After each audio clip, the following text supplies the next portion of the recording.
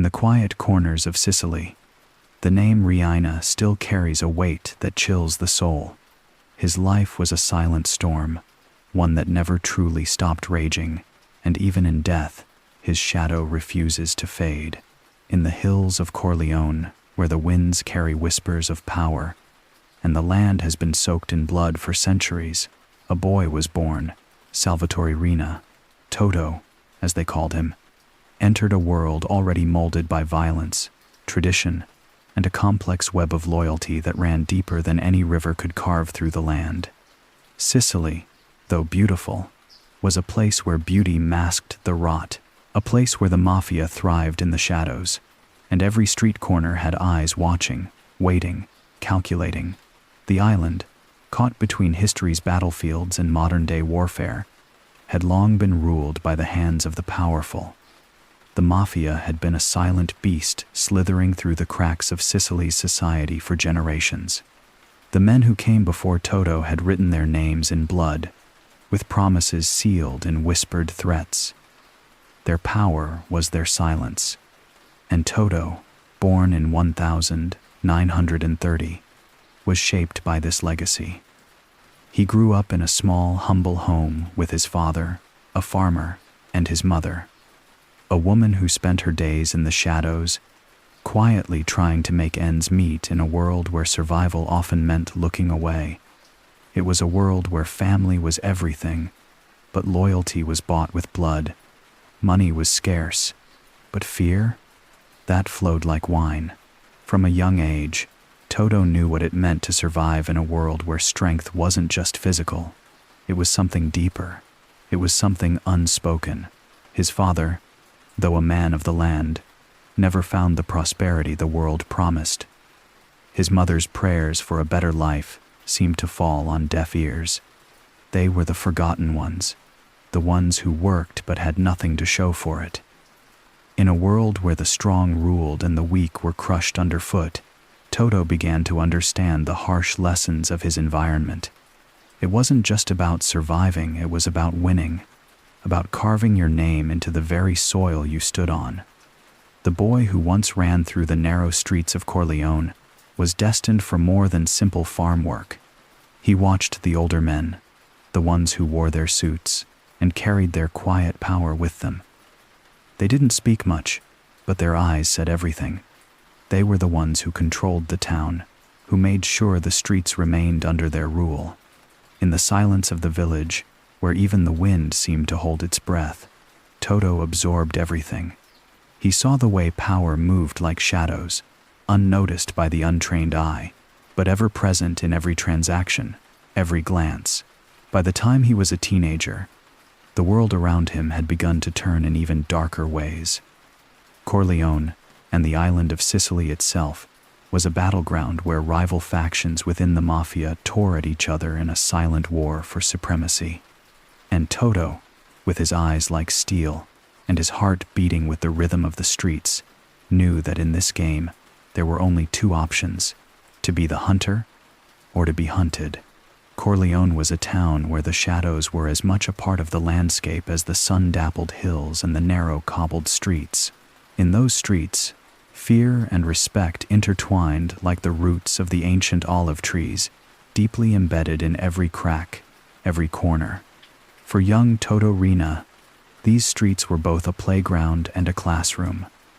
The lessons they held were written not in books, but in glances, in gestures, in the weight of silence that hung thick in the air. From the moment he could walk, Toto was immersed in a world where loyalty and power were not spoken, but understood.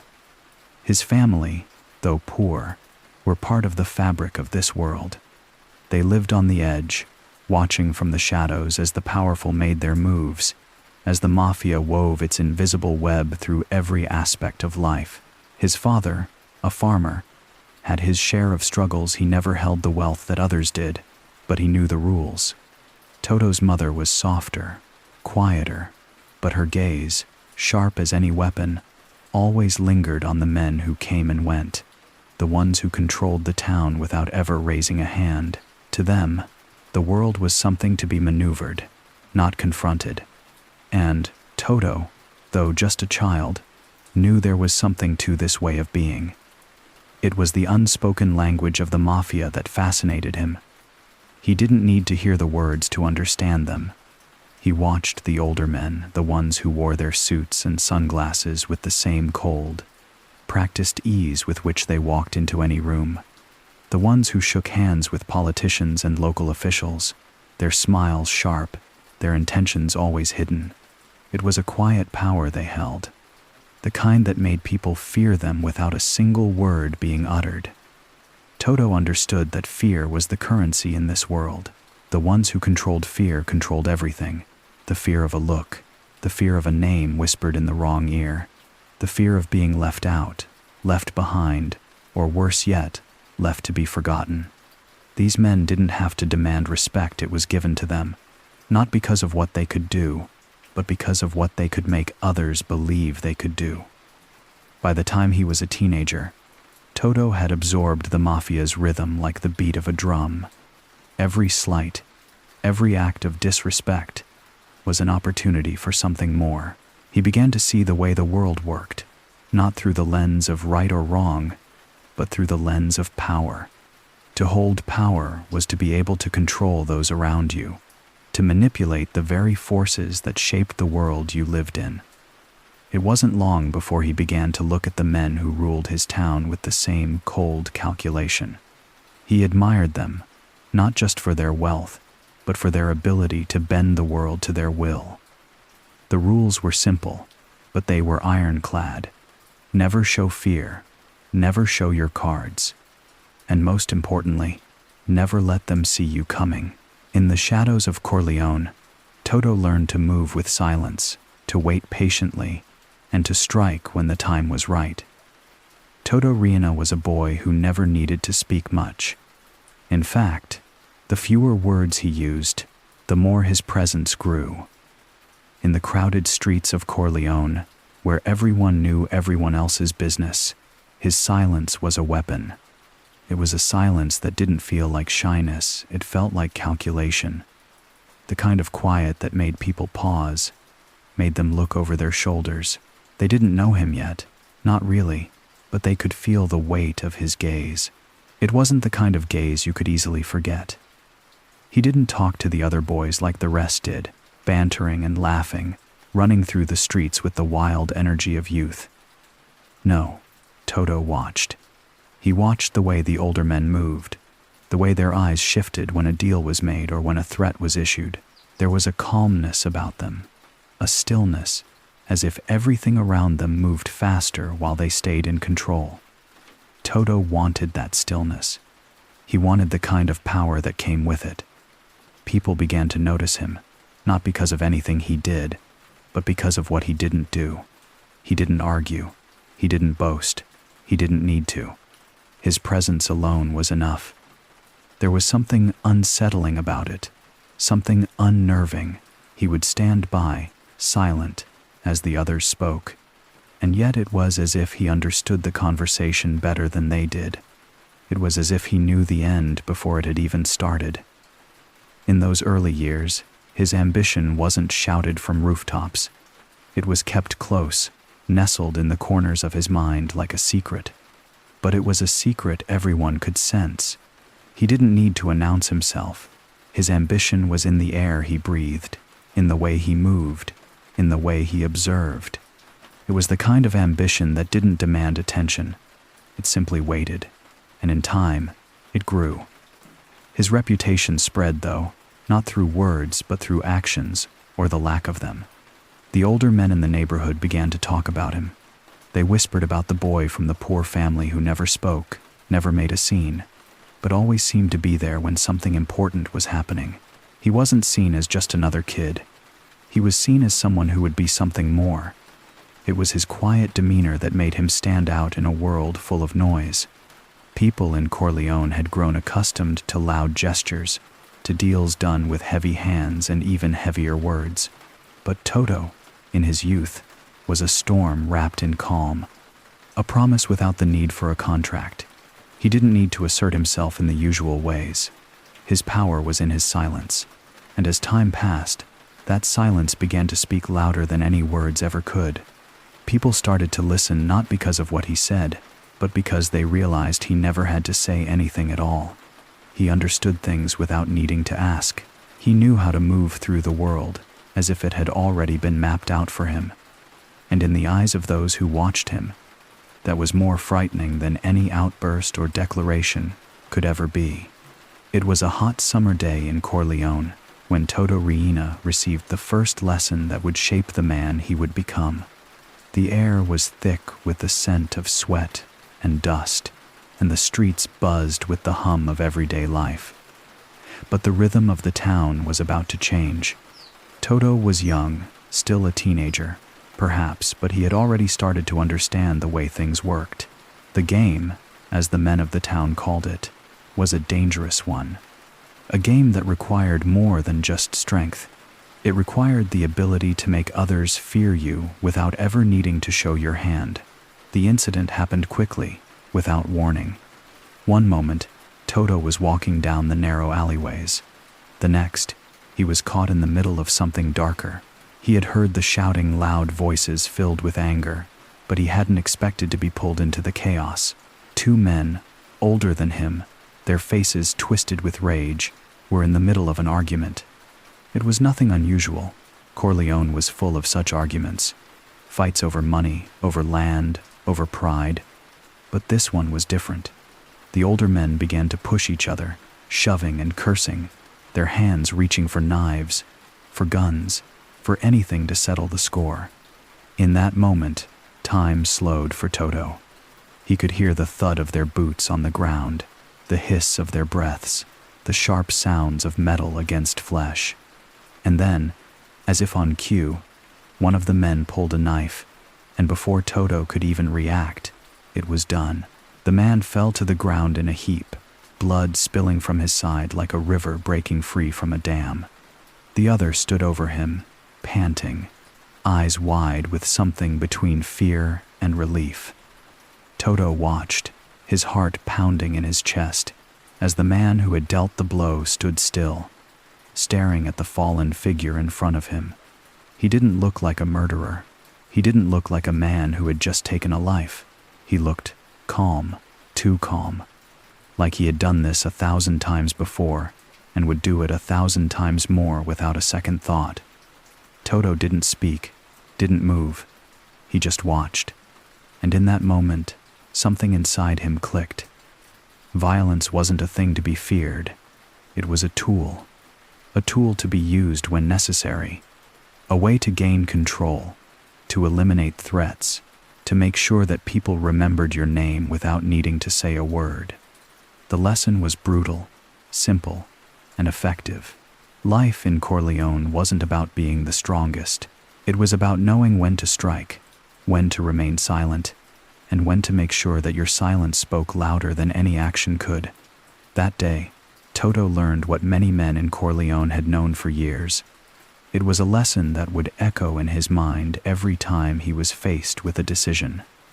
Violence, he realized, wasn't just something to be used out of anger. It was something to be controlled, something to be studied, something to be used with precision. And in the years that followed, that lesson would guide him in every step he took. The Corleone family had always been a quiet force in Sicily, powerful, yes, but never flashy. Their strength came not from displays of violence, but from the subtle control they held over every corner of the island. Their influence moved through the underworld like a current, unseen but unshakable. In the small, dusty towns where loyalty was the currency and fear the language, the Corleonesi ruled without ever needing to speak loudly. And it was in this world, a world built on silence and unspoken rules, that Salvatore Riina began his rise. It started slowly. Toto wasn't a man who sought attention. He wasn't brash, didn't flaunt his ambitions for the world to see. His power grew like a shadow, always there, always present, but never fully seen. He moved through the streets of Corleone with the quiet confidence of someone who knew exactly where he was headed. He wasn't the first to rise within the ranks, but he was the one whose ascent seemed to come without effort. The Corleone family noticed this. noticed the way Toto maneuvered with precision, how he could watch a situation unravel and wait for the perfect moment to strike. His reputation was built not on violence alone, but on his ability to understand the dynamics of power. Toto quickly gained the trust of the family's older members. Men who had seen it all. Men who had built their influence through years of quiet control. They saw in Toto a rare ability, a rare calmness that set him apart from the others. He didn't act impulsively. He studied, observed, and calculated. When he did move, it was with the same silent precision that the Corleone family had used for generations. In time, the opportunities came. A well-placed word here, a discreet favor there, and soon enough, Toto was being given tasks that others had only dreamed of. He handled the family's business quietly, never showing weakness or indecision. He made enemies vanish without leaving a trace, smoothed over deals that could have gone awry with nothing but a few well-chosen words. And, most importantly, he made sure no one ever saw him coming. The Corleonesi, who had long been known for their discretion, began to rely on Toto more and more.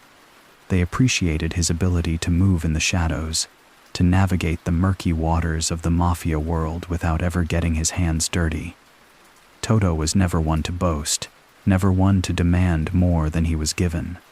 He simply took what was offered, quietly, and made the family's operations stronger in the process. Soon enough, the other families in Sicily began to whisper about the young man from Corleone. He wasn't the one who made the most noise, but it became clear that he was the one who could be counted on to get things done. Toto's rise was not swift or sudden, but it was steady and certain, like a tide that moves unnoticed until it reaches the shore. And in the silence of Corleone, that tide was building, ready to sweep away anything that stood in its way.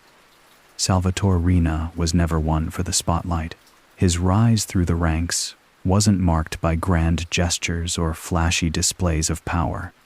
Instead, it was the subtlety of his movements that set him apart, an almost invisible presence that moved through the intricate web of Sicilian mafia politics with ruthless efficiency. Toto didn't need to raise his voice to make his mark. He understood something that few did. The real power wasn't in the actions you took, but in the hands you held without anyone realizing. From the beginning, Riina knew that controlling the mafia world from the shadows was far more effective than any bold confrontation. He didn't stand at the front of the room, commanding respect with loud words or an iron fist. No. Toto understood that power came from being the one who was never seen, the one who held the strings while others were left to dance. His influence was felt, but never traced directly to him. He was the invisible hand, the one who made things happen without anyone ever knowing how. Toto quietly began to cultivate relationships with the most influential families in Sicily, forging alliances not through loud displays of loyalty, but through subtle gestures, shared interests, and whispered promises. He knew exactly how to use others to his advantage, drawing them into his orbit without them realizing they had entered his world. Each handshake, each meeting was a calculated step, but it was always done behind closed doors, never in public view. There were no overt threats, no demands, just quiet conversations and mutual understanding. The Corleonesi weren't the only family in Sicily. There were others, older families, those who had been in the game long before Toto. But while these families made noise, fought battles in the open, and built their reputations through violence and intimidation, Toto's method was far quieter. He knew when to speak and, more importantly, when to stay silent. In his silence, others began to listen. He let his actions speak louder than any words could. Through carefully crafted alliances, he built a network that spanned the island, but Toto never trusted anyone fully. He knew the mafia world was built on fragile alliances, loyalties that could be bought and sold with ease. So, he kept his cards close, always one step ahead. Every family he worked with was carefully selected, and every agreement was made with a measure of caution. He didn't need to dominate with force. He needed to dominate with control. And control was exactly what he achieved. The families who worked with Toto didn't know it, but they were all dancing to the same quiet tune. They believed they were making the choices, that they were in charge. But behind every decision, behind every move they made, Riina's hand was there guiding them, pulling the strings, keeping the balance. His face was never seen, but his presence was felt in every corner of the island. And it was this invisible influence that would ultimately make him the most powerful man in Sicily. Sicily had always been a land of bloodshed, where the strong ruled and the weak perished. But as Salvatore Riina's influence quietly expanded, the island was about to witness a new kind of ruthlessness, one that would reshape its criminal landscape forever. The Corleone family, under Riina's control, entered a violent war for dominance, one that would stain the streets with blood and leave an indelible mark on the island's history. The war for control wasn't sudden. It began with whispers, rumors of a rising force in the east, a threat to the old ways, to the old families who thought their hold on Sicily was absolute. At first, the battles were small, isolated. Rival families began to fall into the Corleonese's orbit, either by force or by alliance. But as Riina's power grew, so did the number of enemies. It wasn't long before the Corleone family's quiet grip on the island shifted to an open war for supremacy. What marked this war was not the explosions or the car bombings that marked the struggles of other mafia families. It was the surgical precision of Riina's strategy. He knew how to move in the shadows, but he also understood when to strike with brutal efficiency. The bodies began to pile up not in the streets in a sudden burst of violence, but in quiet, deliberate hits. A business rival found dead in his home, a former ally shot in the back as he walked down the street. Those who tried to stand in Riina's way disappeared without a trace. Riina understood that fear wasn't just about the ability to hurt someone. It was about making them understand that you could do it at any moment, without warning. And so, for those who resisted, for those who thought they could play the game without consequence, the price was steep. Loyalty, once something that could be bought with favors or cash, was now a weapon, sharpened by blood and death. The Corleone family was no longer just a silent force. It was a fearsome one that made men hesitate before speaking its name. The streets of Sicily became battlegrounds, but the war was not only fought with guns and knives. It was fought with influence, with deals in the back rooms of smoky bars, with alliances forged in the dark. Those who stood by Riina did so because they knew what awaited them. If they didn't, there was no room for second chances in his world. His ruthlessness, his ability to eliminate a threat before it had even fully materialized, made him a master of the game. By the time the dust settled, the Corleonesi were undisputed rulers of Sicily. The family's dominance was cemented not only by the bloodshed, but by the cold, calculated efficiency that Riina had brought to the war. The streets were quieter now, but the silence was heavier. Those who survived knew better than to challenge the Corleonesi. Sicily was Riina's now, and no one dared to forget it. Blood had been spilled, but it had not been wasted. It had been the foundation upon which his empire was built. Salvatore Riina understood that power was not about how loudly you could shout, but about how quietly you could make the world tremble. He didn't need to speak to instill fear. His presence alone was enough to send a message. The people of Sicily learned quickly that when Riina entered a room, the air itself seemed to thicken with unspoken menace. It wasn't the noise of violence that defined him, it was the silence, the moments between words, the tension that built around him with every step he took. His ability to control a room without uttering a word became legendary. In a world where everyone was trying to project strength through gestures or force, Riina knew that true power lay in restraint. He didn't raise his voice when giving an order. He simply looked at you, and in that gaze, you understood that defiance was not an option. A single, quiet nod from Riina could send men scrambling, rearranging entire operations without question. He never needed to raise his hand. All it took was his eyes to convey that the line had been drawn, and it was final. People spoke of the way Riina moved through the mafia underworld like a ghost, never needing to speak to make others bend to his will. He used gestures, small, deliberate movements that carried more weight than the loudest threats. A slight tilt of his head, the way his fingers tapped the edge of the table. Those were the moments when people realized they had no control, no choice but to follow. It was as if the very space around him carried an unspoken command. It wasn't just his presence that instilled fear. It was his ability to punish without warning.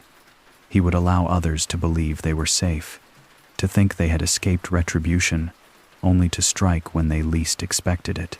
A man who had crossed Riina might walk through the streets of Corleone without noticing that his fate had already been sealed. A quiet word passed between two trusted men, a slight nod, and the next day, the betrayer was gone.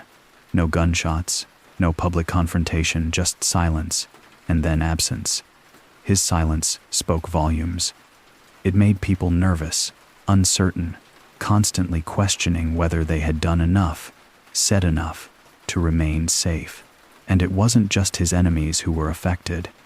Even his closest allies, those who had risen through the ranks beside him, understood that Riina's silence was not to be ignored. They knew that if they failed him, if they made the slightest misstep, they too would vanish without a trace. Riina's mastery over fear was not in his cruelty. It was in his ability to make others fear what they couldn't see. His power wasn't defined by the violence he committed, but by the way he controlled the space around him, how he made silence and stillness more terrifying than any words could ever be. It was a fear rooted in the knowledge that even when Riina wasn't present, he was always watching, and that, above all, was what made him untouchable. Salvatore Riina never sought the position of boss. He never craved the title, the recognition, or the weight that came with it. But in the twisted world of mafia politics, power was often not earned but thrust upon you, and for Toto, it arrived in the wake of bloodshed. The older generation of the Corleone family had been eradicated in a storm of violence, and in the aftermath, the mantle of leadership fell to him. At first, he resisted. He wasn't ready to step into the shadows of men like Luciano Liggio or the others who had paved the way for the Corleonesi. He preferred to operate from the periphery, pulling strings without the burden of leadership. But, as was his fate, the role was his, whether he desired it or not. Once the power settled on his shoulders, the weight of it became inescapable. Riina's ambition had always been cold, methodical, but now he found himself at the heart of something much bigger, much more dangerous. The rules that had guided him in the shadows now had to be applied on a grand scale. Every move, every decision, could tip the balance of power within Sicily's brutal underworld. The enemies weren't just rivals now, they were wolves circling his throne, and within his own family, distrust and loyalty were both fragile things. The weight of leadership changed him. Where he had once been calculating but approachable, now he became distant, almost unrecognizable. Riina's eyes, once filled with a cold determination, began to reflect the internal strife that came with being at the top. His closest allies, the men who had helped him climb, now watched as he became consumed by the isolation that power brings. He knew that every decision could cost him his life. Even those closest to him could betray him in the name of ambition. Family loyalty was tested. Riina's closest confidants, the men he had trusted above all others, began to show signs of their own ambition. And it was then that Riina realized the true cost of his position. He didn't just have to protect his empire from outsiders. Now he had to protect it from those within. The threat of betrayal, the thought that someone might sell him out for their own gain, ate away at him. And so, the man who had once operated in the shadows began to retreat even further into them. withdrawing from the people who had helped him build his empire. The more power he gained, the more alone he became. His family watched as the man who had once been a son, a brother, and a friend became something else entirely. His gaze, once soft and calculating, grew sharper, colder. Even those who had been his most loyal supporters began to feel the chill of his distance. The boss of Corleone had become a figurehead, a man who led, but from behind a wall, shrouded in secrecy and distrust. He was no longer just a man of the mafia. He was its symbol, and the symbol of the mafia was never meant to show vulnerability. So, Riina distanced himself further, growing colder, quieter, and more calculating with each passing day.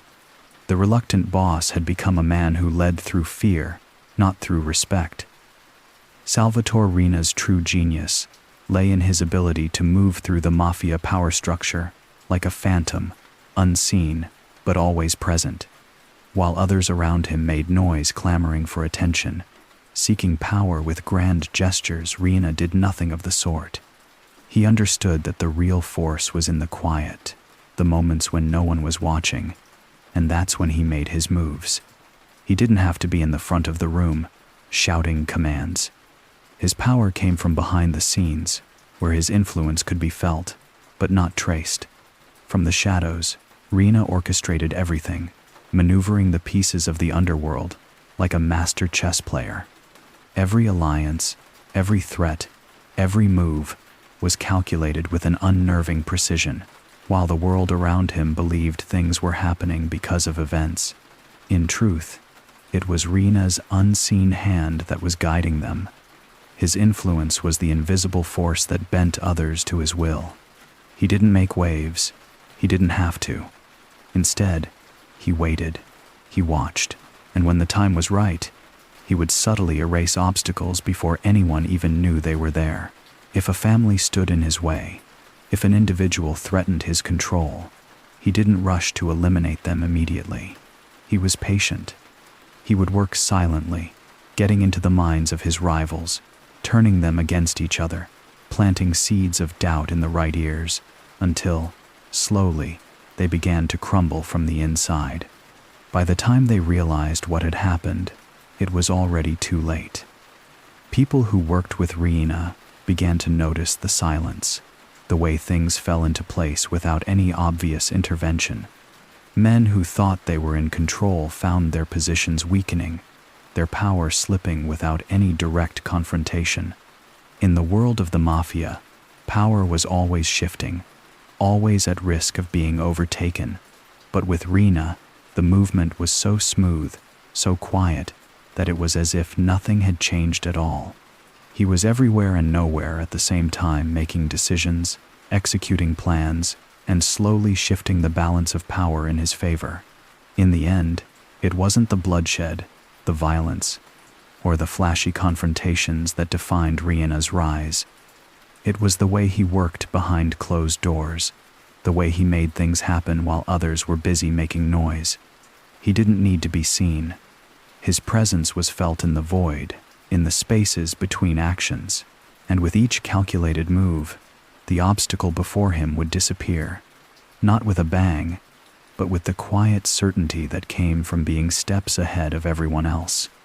Silent, unseen, unstoppable. At first, the older mafia leaders viewed Salvatore Riina as just another ambitious young man from Corleone, someone who might one day make his mark but wasn't yet a threat. The old guard, men who had ruled Sicily's underworld for decades, looked at Riina with a mix of skepticism and condescension. They had built their empires through blood, loyalty, and decades of careful manipulation. In their eyes, Riina was just another player trying to rise through the ranks too quickly, too quietly. He hadn't earned his place at the table, at least not yet. Riina, however, saw things differently. He didn't care for their opinions, nor did he seek validation from men who thought their age alone made them untouchable. While they dismissed him as a mere upstart, he quietly observed their every move, learning from their mistakes and exploiting their weaknesses. The old guard had become too comfortable in their power, too reliant on brute force and tradition. Riina understood that the game had changed, and while the older men leaned on violence to maintain control, he knew that power was shifting, and silence was his weapon. As he rose through the ranks, the tension between Riina and the older mafia leaders grew. They couldn't ignore his success, but they didn't want to accept that a younger man, one who had earned nothing by the standards they had set, was surpassing them. They began to see him not as an ally, but as a threat. The distance between Riina and the old guard widened as his power grew and their own began to wither. But they underestimated him. They thought that by sidelining him, by not fully embracing his methods, they could control him. They didn't realize that Riina wasn't the type to wait for an invitation. He wasn't looking for a seat at the table. He was preparing to replace it. While they argued among themselves, caught in the politics of old alliances and rivalries, Riina moved like a shadow, unnoticed, unseen, until the day came when they could no longer avoid him. The old guard was slow to react. They thought themselves untouchable, accustomed to their own traditions and the networks of loyalty they had built. But they didn't anticipate the quiet, calculating force of Salvatore Riina. With each passing day, his influence crept further into the fabric of the mafia, and with each quiet success, the old men began to feel the subtle pressure of a younger, more dangerous force. In the end, it wasn't the violence of a power struggle that defeated them. It was their own blindness, their refusal to see that power had shifted from the loud and brash to the quiet and calculating. Riina had never needed their approval. In the silence, he had already won, and the old guard, unwilling to adapt, had lost before they even realized the game had changed. As Salvatore Riina's grip on the mafia tightened, the cost of leadership began to sink in. The power he had long sought was now in his hands, but it came with a heavy price. The quiet, calculating moves that had once elevated him now became a barrier that separated him from the very people he had once called allies. The more he took control, the more distant he became, and the solitude that had once been a strategy in the shadows now became a constant companion. At first, it was subtle. Riina had always been a man of few words, preferring to listen rather than speak. But as he assumed the role of boss, this silence became more profound. The decisions he made were no longer shared with trusted companions. The trust that had once bound him to the old guard, to the men who had helped him rise, began to crack. He couldn't afford to show vulnerability. Leadership in the mafia meant control, and control meant distance. The loyalty that had once been so evident now felt hollow. The family that had supported him, that had stood by him through countless battles, slowly became a collection of people he could no longer connect with. Each decision he made, each move he orchestrated, only served to drive a wedge deeper between himself and those around him. People were afraid to question him, afraid to show any signs of weakness, because they knew that even the slightest hint of disloyalty would lead to swift and brutal consequences. This was the price of leadership, the walls that were built not just to protect but to isolate. Riina had long ago accepted that those who reached the top of the mafia world could never truly trust anyone. He had learned the hard way that loyalty could be a commodity and betrayal a constant threat. His actions, his ability to lead with fear, had made him powerful, but it also created an invisible wall between him and those who once admired him.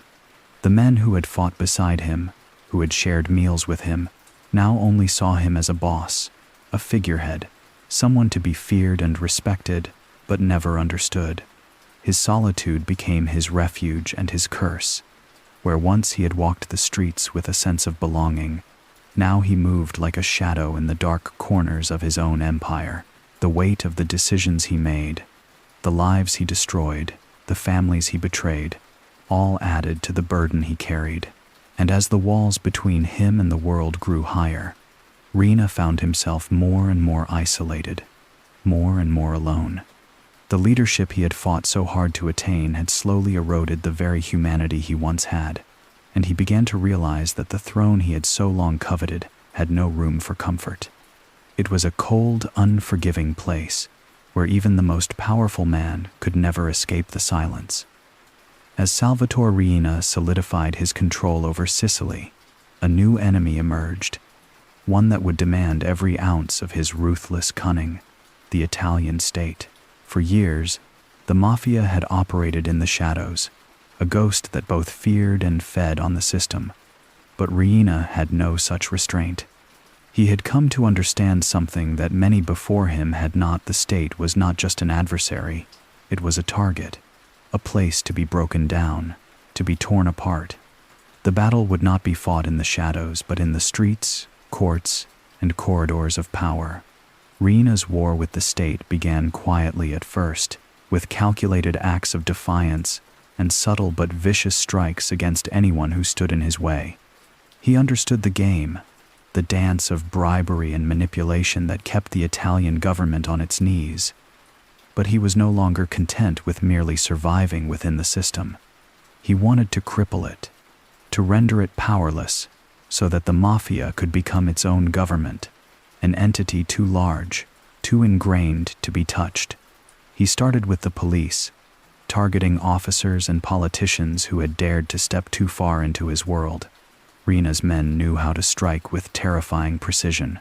They would infiltrate the very fabric of law enforcement, turning trusted officials into traitors or eliminating them entirely. A high-profile death here, a bomb planted there. Each move was designed to send a message to the state. No one was safe.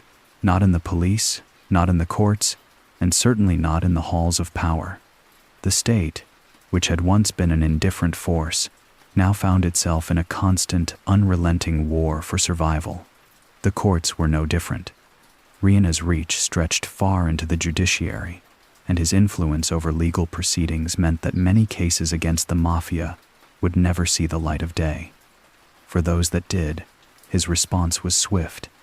Judges, prosecutors, anyone who dared challenge him became a target.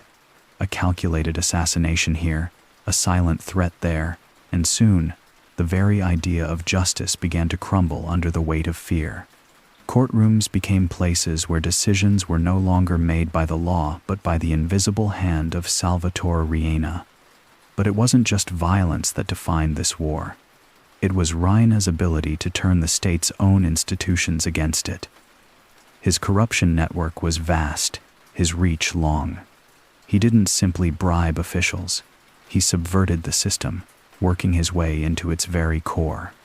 Political alliances were forged through blood, deals made under the threat of death. The Italian state found itself in a position it hadn't known in decades, fighting an enemy that not only resisted every attempt to contain it, but had learned to manipulate the very forces designed to stop it. The war Riina waged against the state wasn't just a battle for control of Sicily. It was a declaration that the mafia, under his rule, would no longer live in the shadows. It would no longer be confined to the underground. The battle had become an open war, and in Riina's eyes, it was a fight he intended to win at any cost. The price was high. The blood was thick. But for Riina, it was all part of the plan.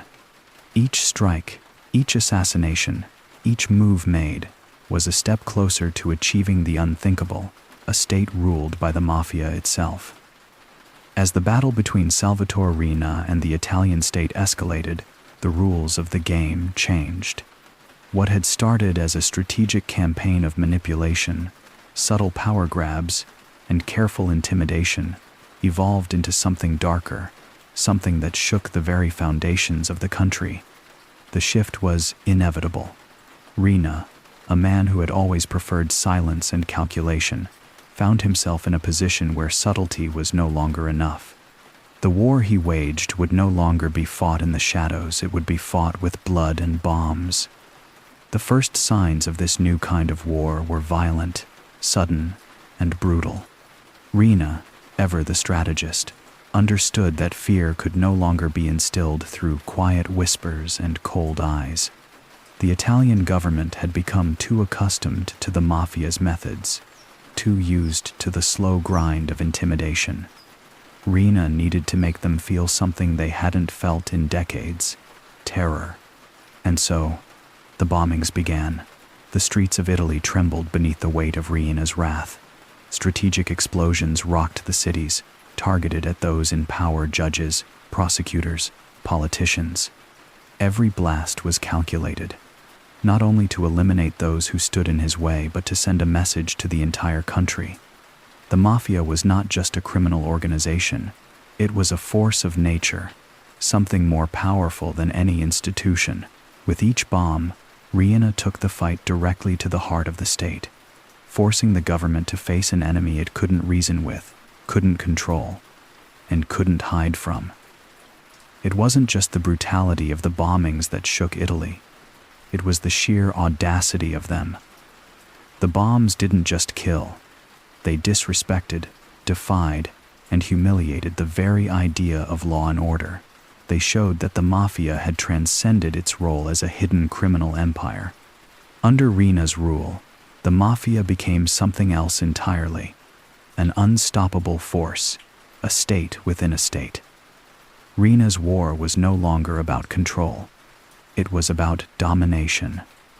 As the bombings continued, Italy found itself paralyzed by fear. No one was safe. No one could escape the shadow of the violence that had descended upon the country. People lived in constant anticipation of the next explosion. The courts, the police, the government officials, they all had one thing in common: they were targets. But even more than that, they were symbols of a system that Riina wanted to destroy. His violence wasn't random. It was pointed, deliberate, a strike at the very institutions that had tried to dismantle him. In the chaos, Riina became an enigma, a figure that some feared, others respected, and many simply couldn't understand. His brutal methods had reshaped the nature of the war. No longer was the mafia a secretive network of underworld figures operating in the shadows. It had become a public, violent force that demanded recognition. The war had shifted, and with it, Italy's reality had changed forever. Riina's violent new approach wasn't just about bloodshed, it was about reasserting control. The bombs didn't just break buildings, they shattered the illusion of safety that had once protected the state. And in that explosion, Italy's very soul seemed to tremble. Behind the chaos and the violence, Salvatore Riina maintained a calm, almost unnerving silence. His methods, though bloodied, were never rash. Everything he did, every decision he made, was calculated with the precision of a man who never lost sight of his goal. The bombings had sent a message to the world. Riina was not a man to be underestimated. But it was in the quieter, more secretive corners of his empire where the true breadth of his power lay. The silent war, as it came to be known, was fought not in the streets, but in the shadows: covert operations, hidden assassinations, and silent manipulations that would bring even the mightiest institutions to their knees. Riina's strength lay in his ability to operate without ever showing his hand. His leadership was defined by its silence, a quiet that spoke volumes. While other bosses reveled in the spotlight, Riina was content to remain in the background, pulling strings and orchestrating operations without anyone ever knowing he was there. His network of loyalists, each piece of his empire perfectly positioned, did the work for him. They carried out his will without ever questioning it. But in the quietest moments, when the city slept and the world turned its back, Riina's influence reached its peak. Assassinations became a hallmark of this silent war. Each target was chosen with the same meticulous attention to detail as a chess piece on a board. But unlike the bombings that left their mark in the open, these killings were executed with subtlety. A car bomb for a politician was replaced by a silenced pistol, a quiet pull of the trigger, leaving nothing but a body and a trail of whispers.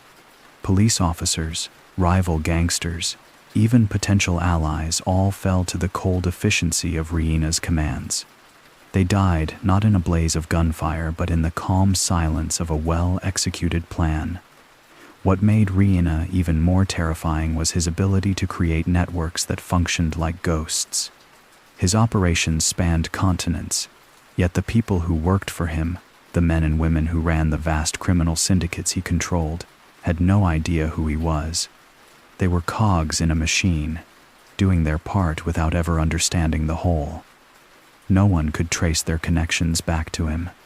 They followed orders, made deals, and collected money, all while Riina remained nothing more than a shadow, a name that never appeared in the headlines. His was a leadership built on distance, on being a presence that could never be touched, never be found. As the years passed, his grip on Italy and the mafia world tightened. His methods of control became even more subtle, more insidious. Riina wasn't just running a criminal empire, he was engineering a legacy of unseen dominance. He understood the power of silence, the strength of a whispered command in a dark room, and the fear that followed when his name was never spoken, but always felt. In the silent war that he waged, it wasn't the sound of bullets that echoed, it was the absence of sound that rang the loudest. And in that silence, Salvatore Riina remained the undisputed master. In the eyes of Salvatore Riina, Giovanni Falcone represented everything that threatened the mafia's power. Falcone, a judge whose unwavering commitment to dismantling organized crime had earned him both respect and enemies, had become a symbol of the state's resistance to the mafia.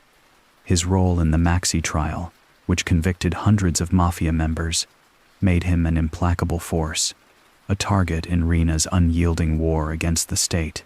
For Riina, it was simple. Falcone had to be removed. His existence posed a threat to everything Riina had built, and for that, he would pay the ultimate price. Falcone's murder was not an act of violence born from hatred alone. It was a calculated maneuver in the most brutal chess game of Riina's life. Every detail, from the planning to the execution, was designed to send a message far beyond the death of one man. The mafia wasn't just a force in Sicily, it was a cancer that had spread through every part of Italian society, and Riina intended to remind the state of its power. Killing Falcone was more than silencing an individual. It was about dismantling the structure of justice itself. The plan was executed with terrifying precision. On May 23, 1992, Falcone and his wife, Francesca Morvillo, were traveling on the highway from Palermo to their home in San Vito lo Capo, unaware that their journey would be their last. The road had been rigged with explosives, a bomb powerful enough to obliterate the car and all those inside. As Falcone's convoy drove by, the detonators were triggered, sending shockwaves through the city. The blast was devastating, killing Falcone, his wife, and 3 of his bodyguards instantly. The bomb had been planted beneath the road, a strategic move designed to ensure that no escape was possible. It was a killing that spoke volumes, a hit so bold, so calculated, that it reverberated through every corner of Italy. Riina's hand in the operation remained unseen, but his influence was undeniable. The orders to eliminate Falcone had come from the very top of the mafia's command structure. The execution was carried out by a group of loyalists, but the mastermind remained untouchable, orchestrating the chaos from behind closed doors. The murder was a public spectacle, and the mafia's message rang clear. The state was powerless. No one, not even those tasked with enforcing the law, could escape the reach of the Corleonesi. In the days that followed, the country was in shock. Riina's role remained hidden in the shadows, but the impact of the killing was felt across the nation. Falcone's death was a pivotal moment in the history of Italian justice, a turning point that sent ripples through the political and judicial systems. It was a victory for the mafia, but it came at a cost. The murder of Falcone, while weakening the state in the short term, would fuel the fire of opposition.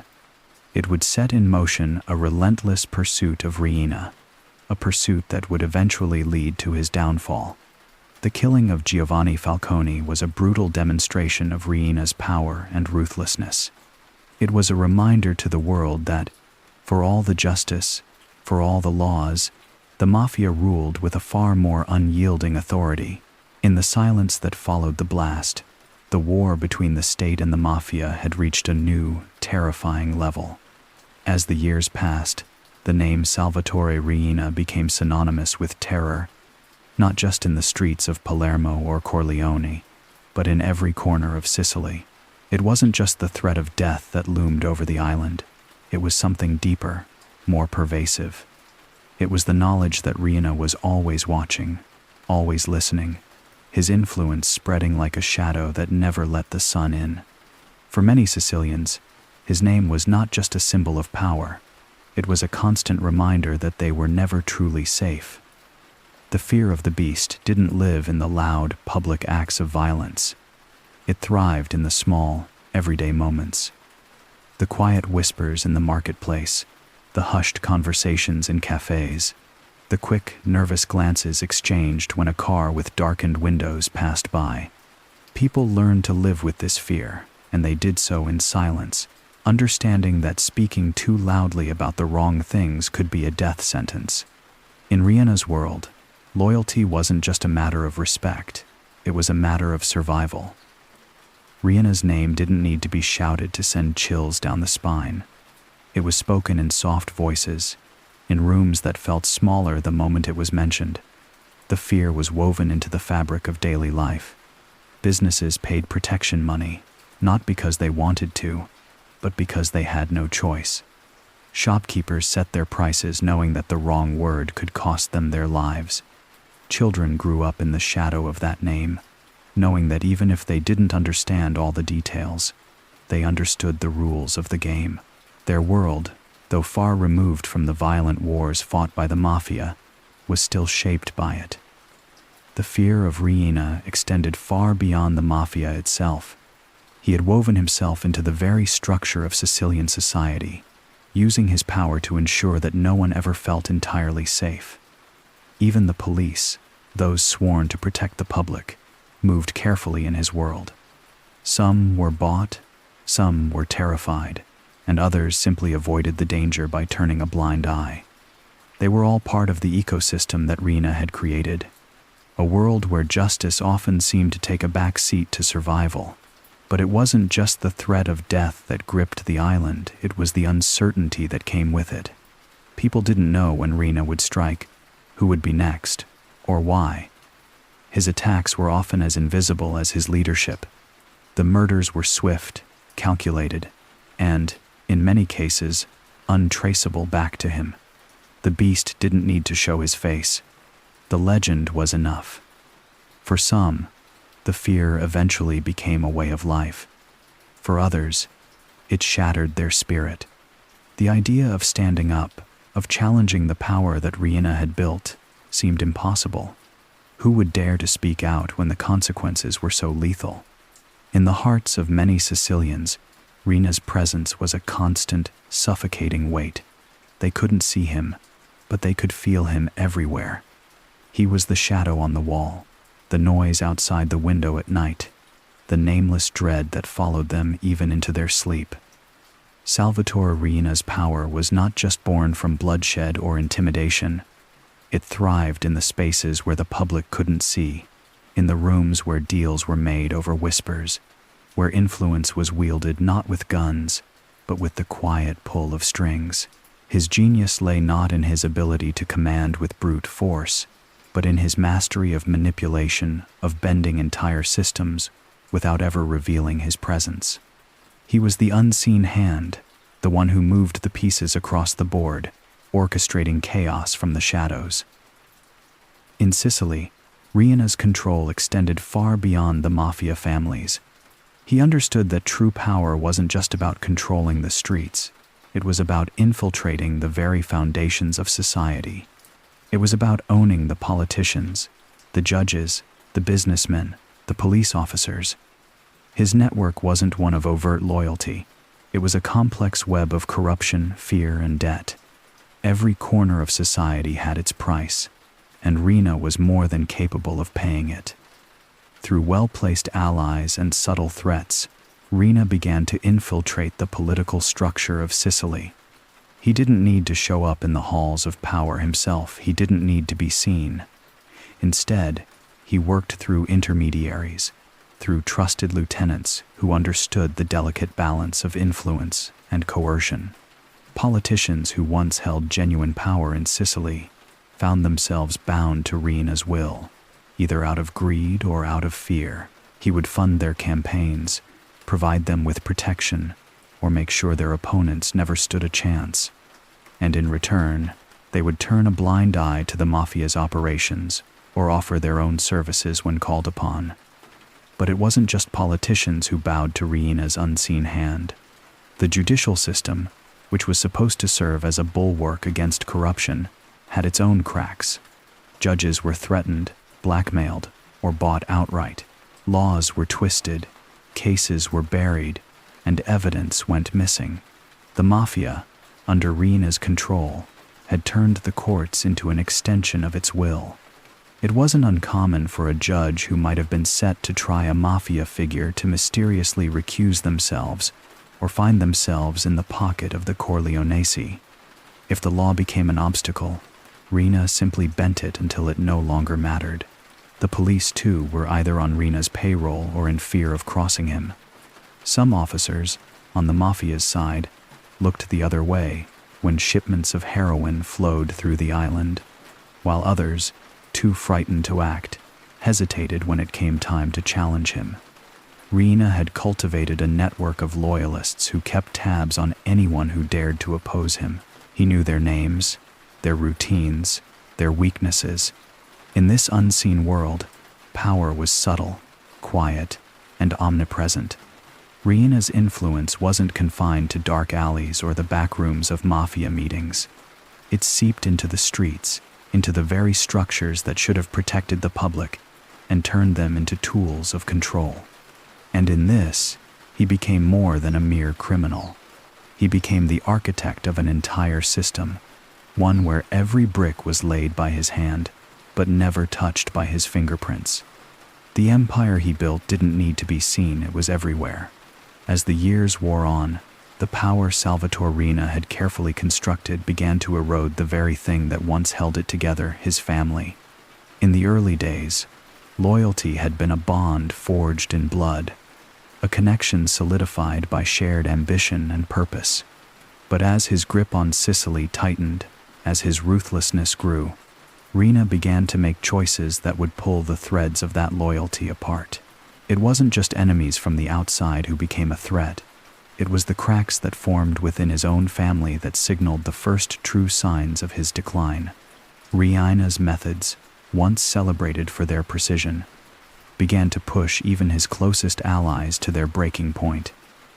His cold, calculating approach to violence left no room for mercy. His decisions, often made in the stillness of night, came without consultation, without the counsel of those who had once been his partners in crime.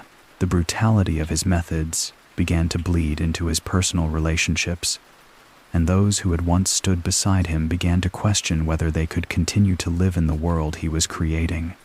The first signs of fracture appeared within the Corleone family. Where once there had been unity, there was now suspicion, a growing unease that rippled through the ranks. Riina, ever the strategist, became more isolated. His dealings were done behind closed doors, his decisions unspoken, his actions dictated by a need for power that blinded him to the loyalties of those around him. Family members, who had once fought beside him, found themselves standing on opposite sides of an invisible divide. It was no longer enough to be a Corleone. The price of loyalty was now measured in fear, and the fear Riina instilled in his family was as suffocating as it was deadly. Tensions began to rise, and with every murder, with every violent display, the cracks deepened. Those who were close to him began to question the direction he was taking the family. The violence, once a tool for consolidation, had become an end in itself. It became clear that Riina's vision for the future had no room for compassion, no room for the connections that had once given the Corleone family its strength. The once tightly knit web of relationships unraveled, and in its place stood a fractured, paranoid network, each member wary of the next. It wasn't just his lieutenants who began to distance themselves. Even his closest family members, the men who had shared their lives with him for decades, started to whisper behind closed doors. Riina's thirst for power had pushed them to the brink. They saw in him a man who cared more for his empire than for the very family that had once been the foundation of that empire. His coldness, his silence, became a barrier between him and the people who had once considered themselves brothers. The war against the family wasn't fought with guns or bombs, it was fought with silence and betrayal, with the quiet erosion of loyalty that would prove to be Riina's greatest weakness. His empire might have been built on fear, but the foundation was cracking, and the cracks were becoming too deep to ignore.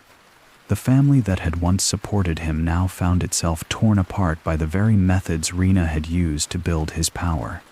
In the end, it was that destruction from within that would bring down the empire he had so carefully constructed.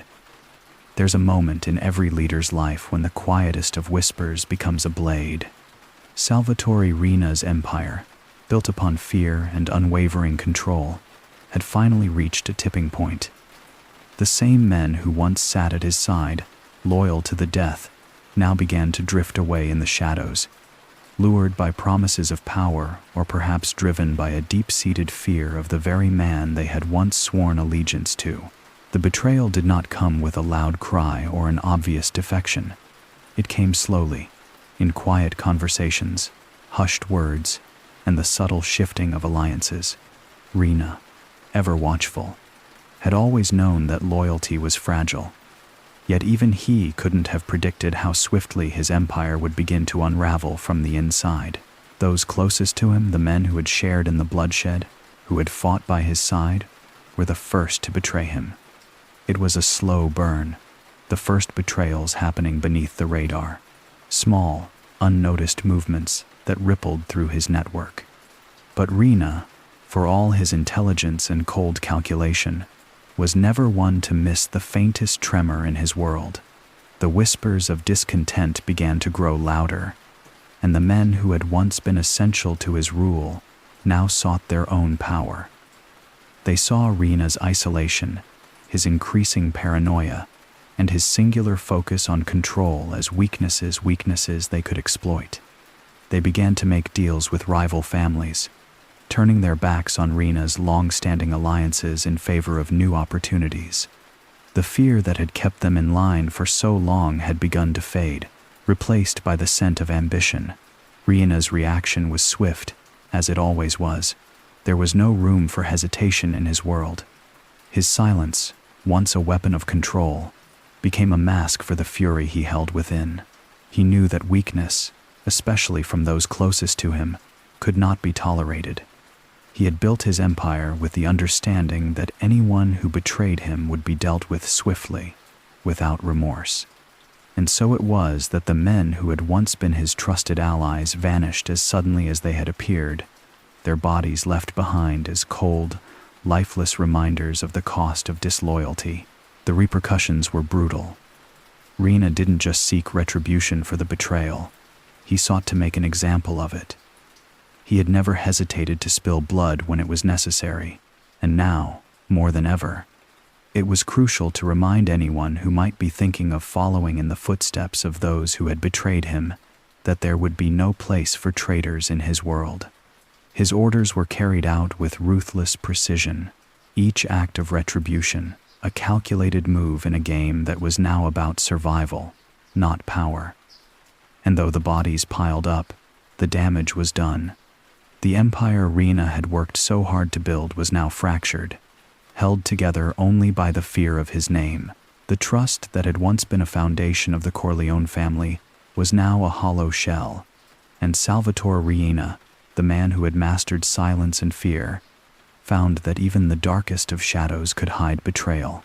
Salvatore Riina's grip on Sicily, once subtle and methodical, had become an iron fist. With each victory, each silent conquest, his confidence grew. He began to see himself as untouchable, a force above the law, above the men who had once fought to bring him down. The shadow of his presence stretched not only across the streets of Corleone, but throughout all of Italy. And as his name reverberated through the criminal underworld, it began to stir the growing attention of the authorities. But Riina had long believed that no one could touch him. His rise had been marked by violence and calculated moves, and he had weathered many storms. What could possibly bring him down now? The arrogance that came with power crept into his every decision. Once, his movements had been careful and deliberate, a chess game played from the shadows. But now, he walked with a swagger, brazen in his belief that the system could never touch him. His influence in Sicily was absolute. He pulled the strings of politicians, judges, and police officers like a marionette.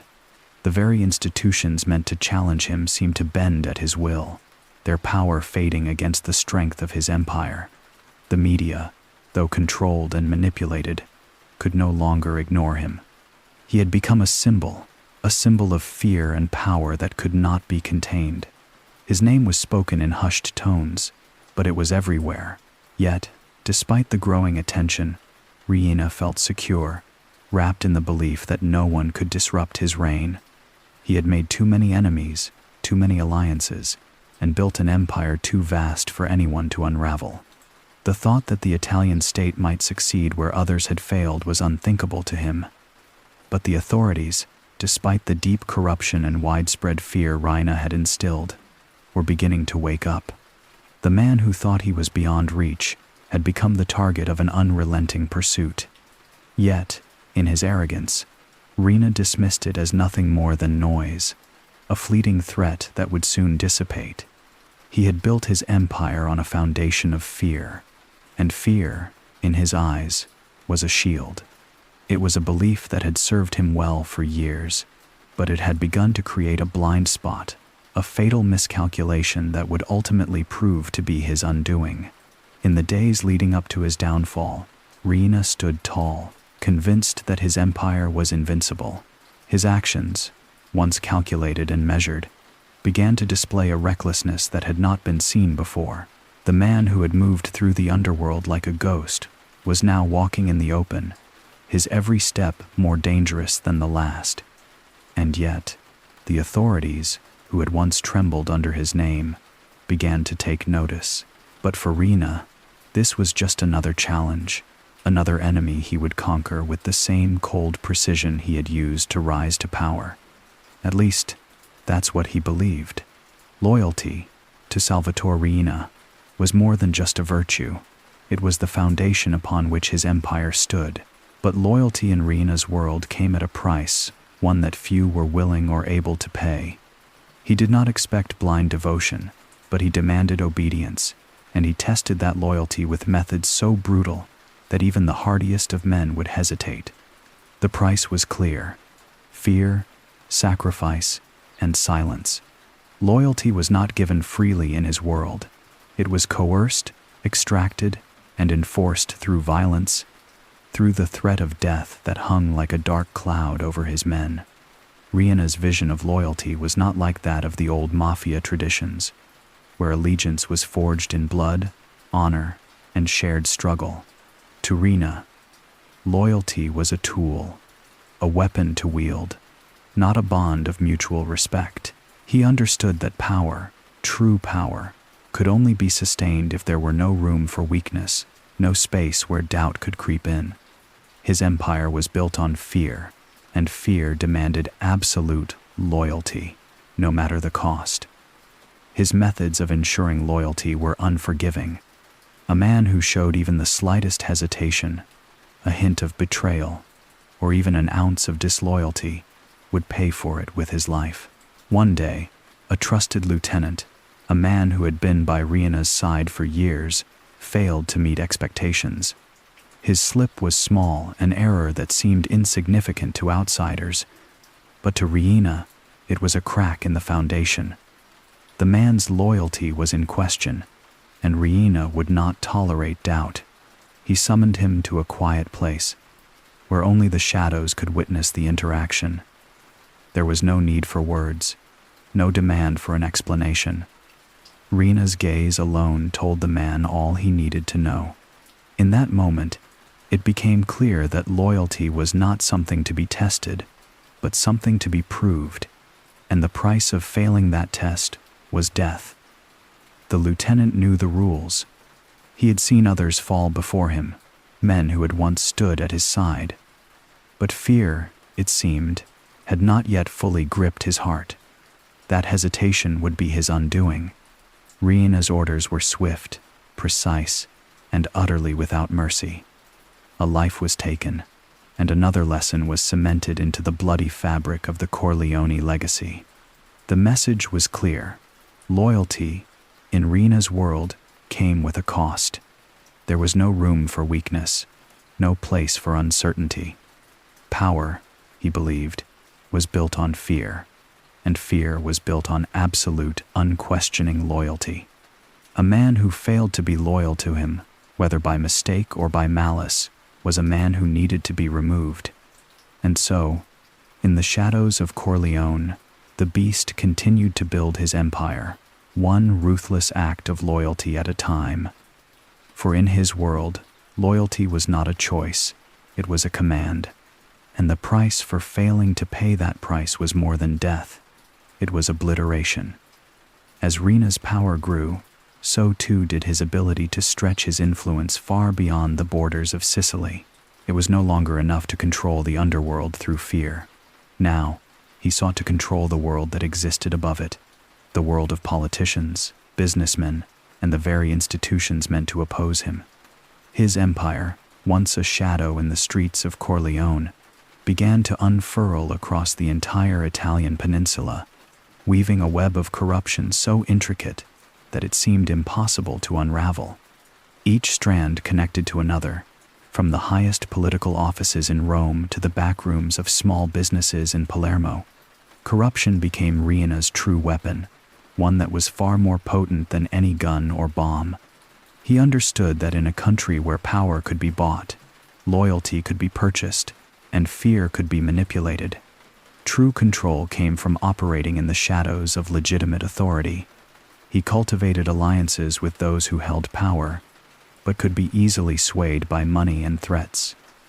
Judges who turned a blind eye, politicians who filled their pockets in exchange for silence, and businessmen willing to offer him protection in return for favorable contracts. But it didn't stop there. Riina's web reached into some of the most sacred places in Italy. The Vatican, a symbol of moral and spiritual authority, was not immune to his manipulations. He formed quiet, invisible alliances with figures within the church, securing their protection through donations, promises of influence, and the threat of exposing their darkest secrets. No one, it seemed, was beyond his grasp. The ties he forged with these powerful figures gave Riina something far more dangerous than mere wealth. It gave him legitimacy. Behind the closed doors of palaces and mansions, he could now act with the protection of the state. His criminal enterprises, once hidden in the shadows, began to operate in plain sight, their actions shielded by corrupt officials and businessmen too afraid or too bought to act. The economy of Italy, already rife with greed, became an extension of Riina's operations. Ports were controlled, money laundering flourished, and the flow of drugs, weapons, and illegal goods moved seamlessly through the channels he had established. But the brilliance of his web was not just in its vastness, but in its subtlety.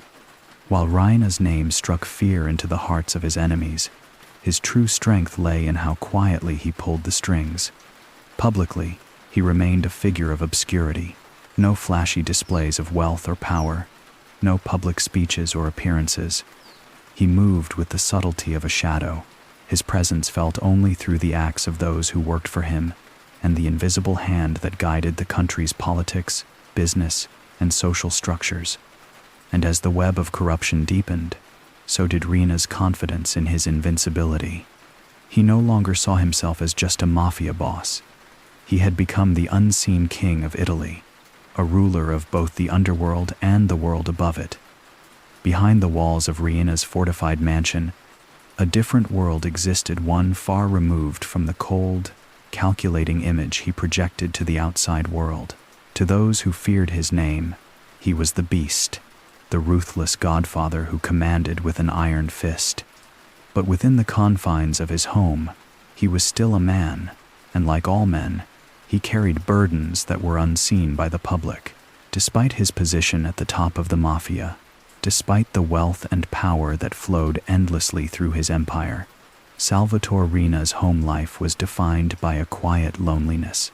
His wife, Ninetta, and their children lived under the constant shadow of danger. The walls that kept them secure from the outside world also held them captive within a cage of fear. There was no peace at home, no sanctuary from the violence that Riina had unleashed on the world. Every phone call, every visitor, every knock on the door could be the beginning of a threat, a betrayal, or worse. Ninetta, once a woman of warmth and hope, had long since lost that spark. Her love for her husband was overshadowed by the constant anxiety of what tomorrow might bring. She lived in a state of perpetual alertness, knowing that the slightest mistake could bring down the wrath of her husband's enemies, or worse, the state. The children, too, were raised with a knowledge far beyond their years. They understood that their father's name carried weight, but it also carried danger. The luxury of their surroundings, the wealth they enjoyed, was only the veneer of a much darker reality. Riina, for all his power, had become a prisoner of his own success. The silence in his home was deafening, broken only by the murmur of conversations that never ventured too far into the realms of the personal.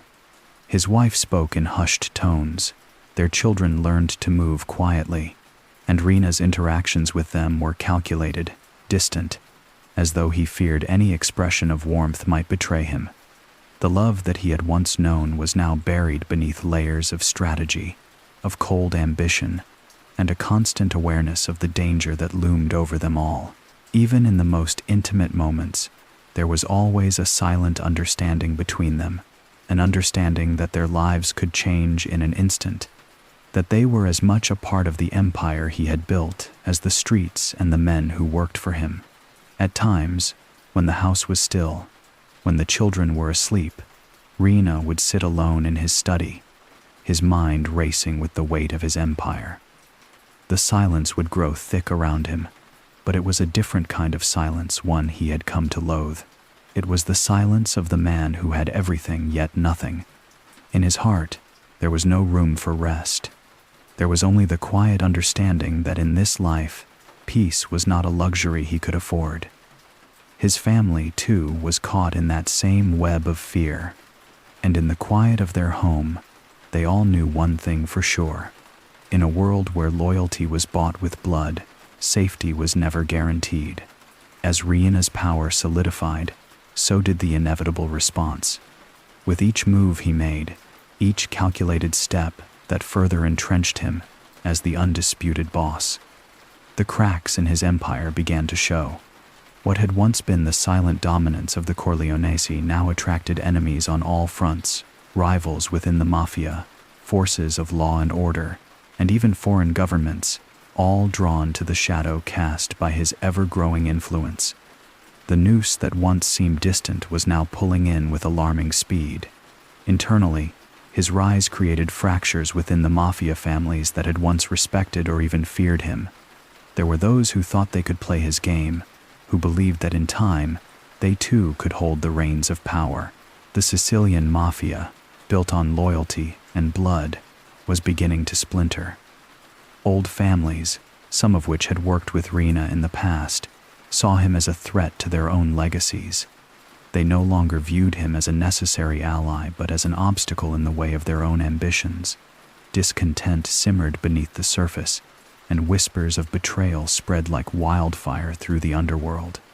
Riina's once loyal allies began to question his leadership, seeing the bloodshed he wrought and wondering if they were next. On the streets, law enforcement had already been struggling under the weight of Riina's terror. But as his empire flourished, the pressure on the police intensified.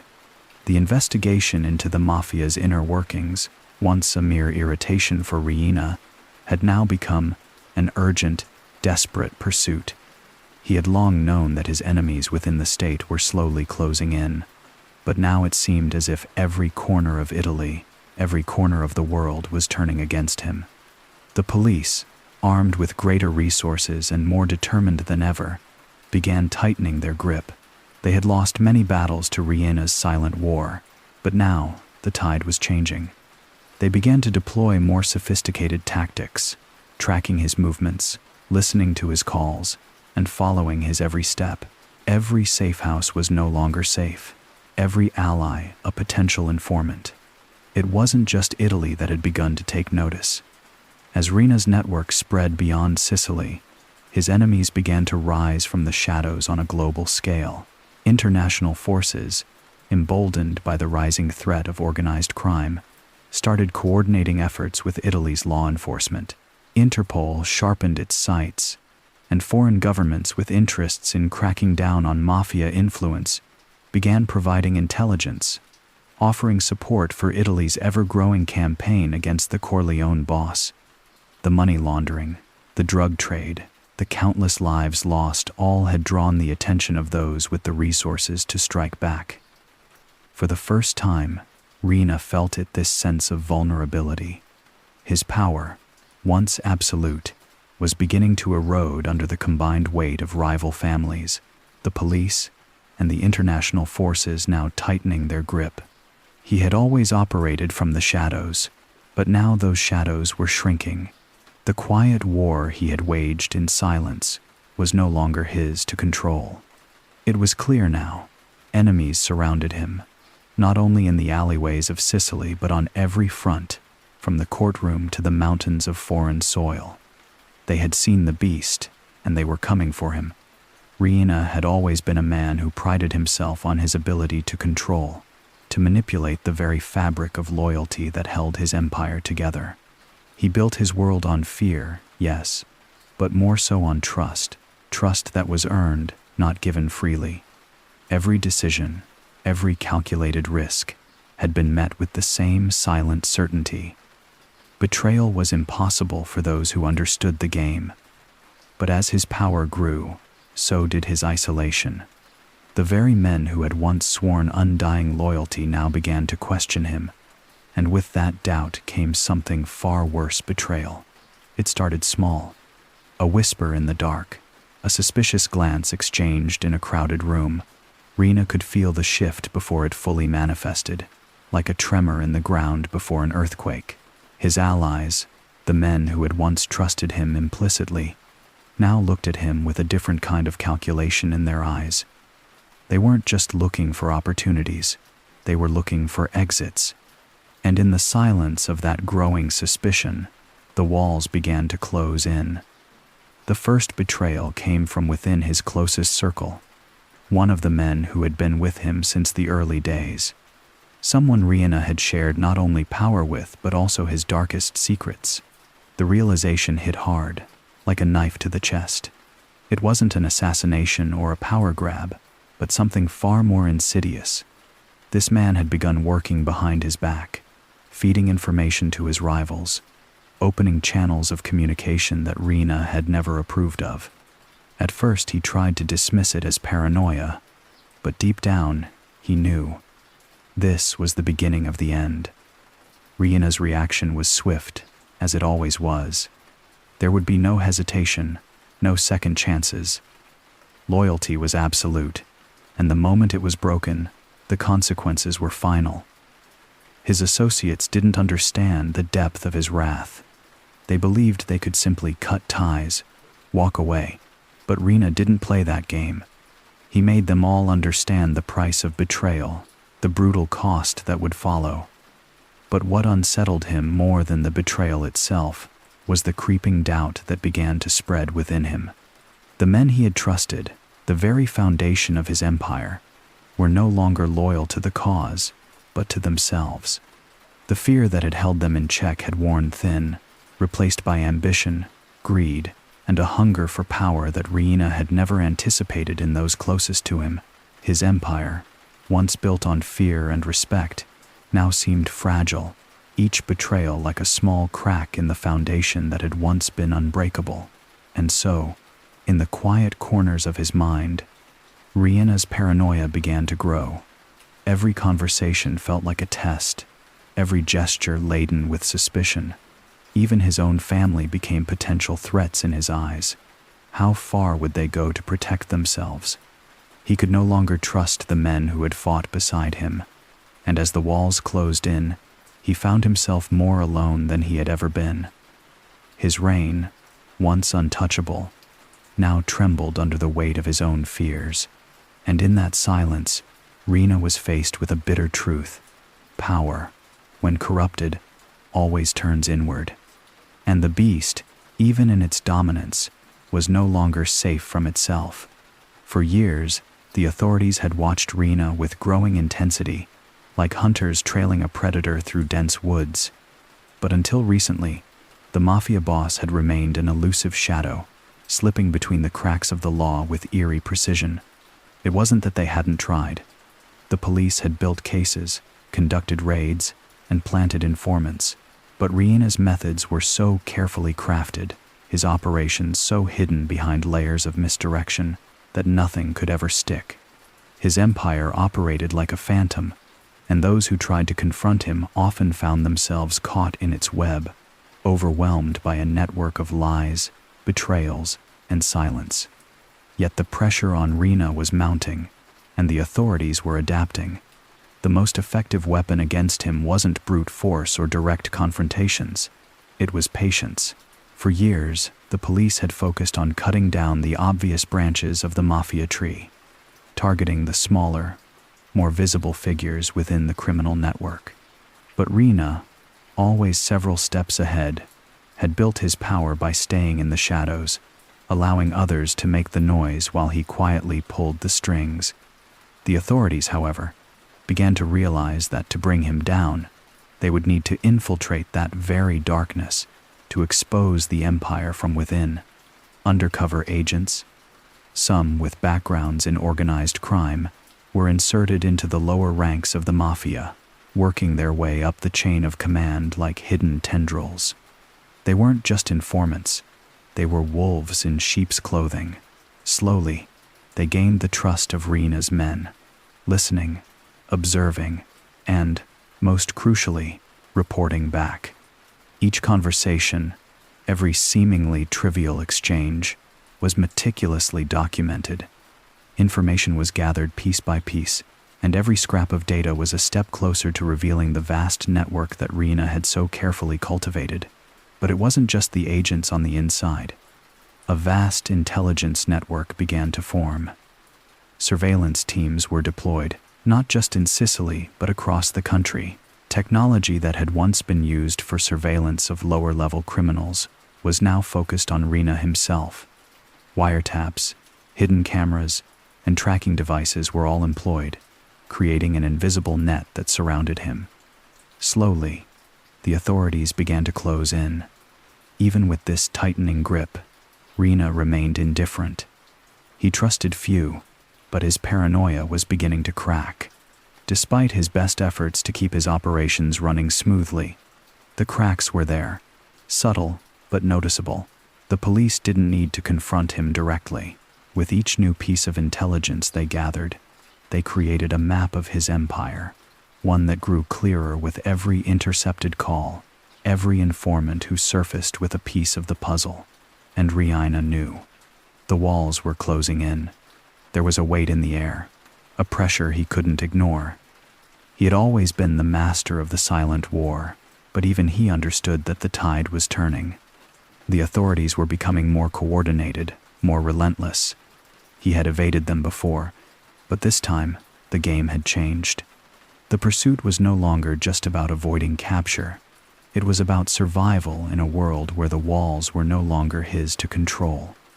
The collapse of Salvatore Riina's empire didn't come with the sound of a final gunshot or a spectacle of a last stand.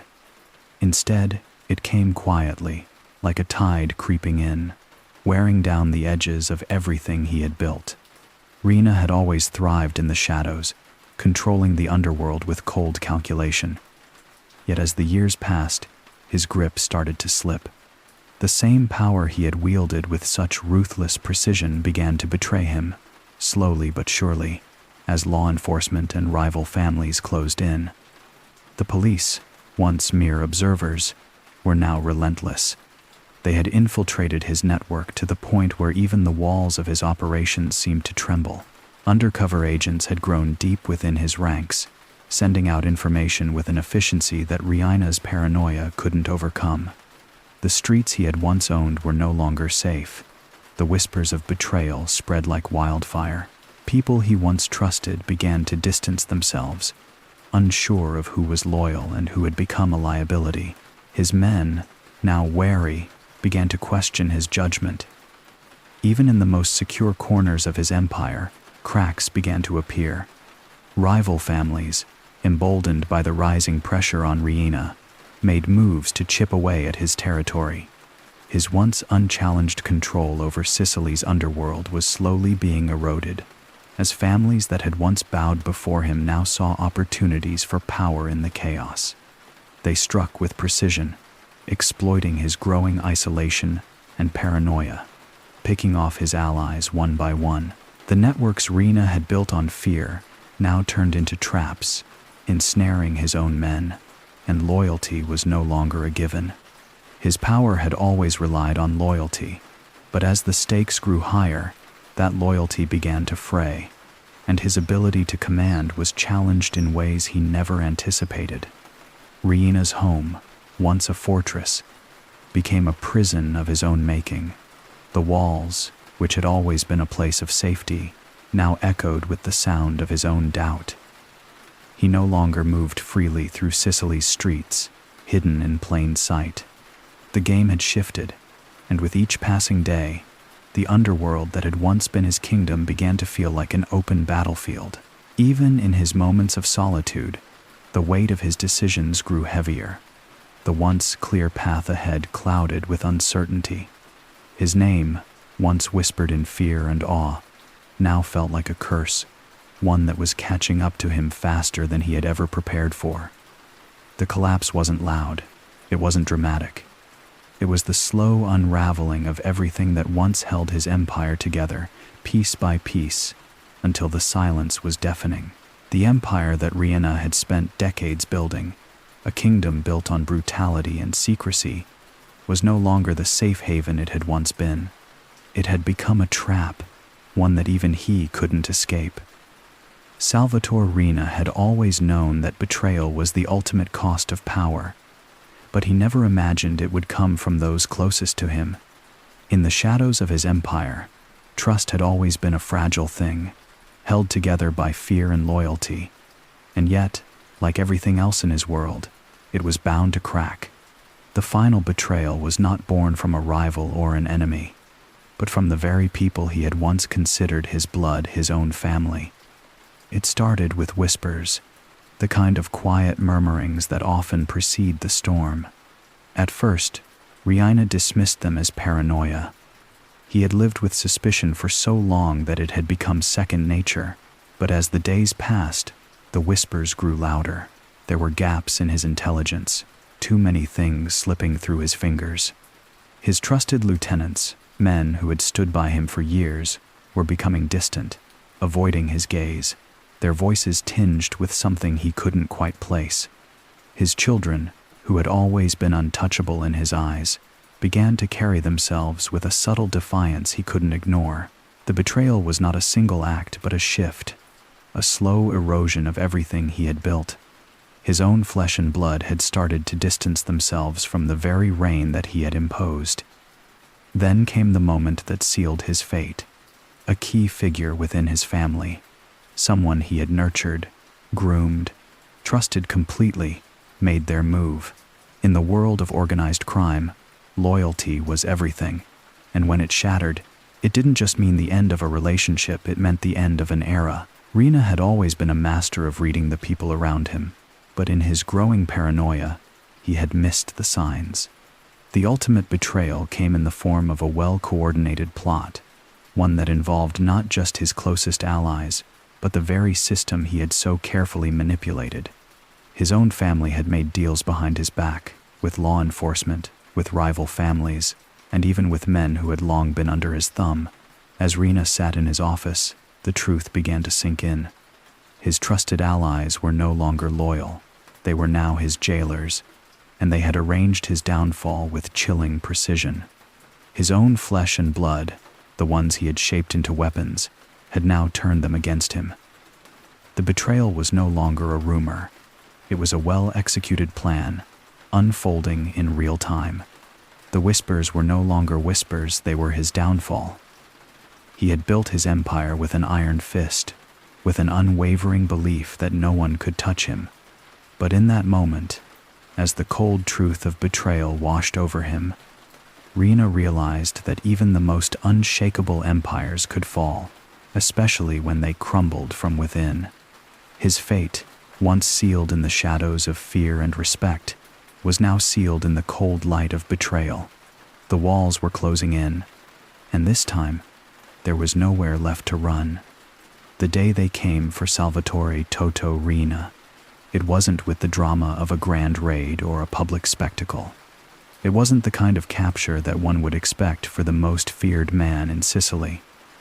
There was no busting down doors or gunfire in the streets, just a cold silence, an ominous quiet that had been a long time coming. The Beast, as he was called, who once moved with calculated precision through the underworld, now found himself trapped in a game he couldn't control. His arrest was like the slow exhale of a breath held for years, a final reckoning that had been whispered about for so long. He never saw it as a defeat. His mind was too hardened, too conditioned to accept that kind of vulnerability. But as the handcuffs clicked around his wrists, even Riina couldn't hide the crack that appeared in his steely demeanor. The silence that had once been a tool of dominance now felt heavy, suffocating. He had always been a man who spoke through action, but now it was the world that spoke to him. The courtroom, the witnesses, the law. They all spoke with finality. As he stood in front of the judges, his once unfathomable power reduced to the simple actions of handcuffs and shackles. Riina's eyes remained as cold as ever.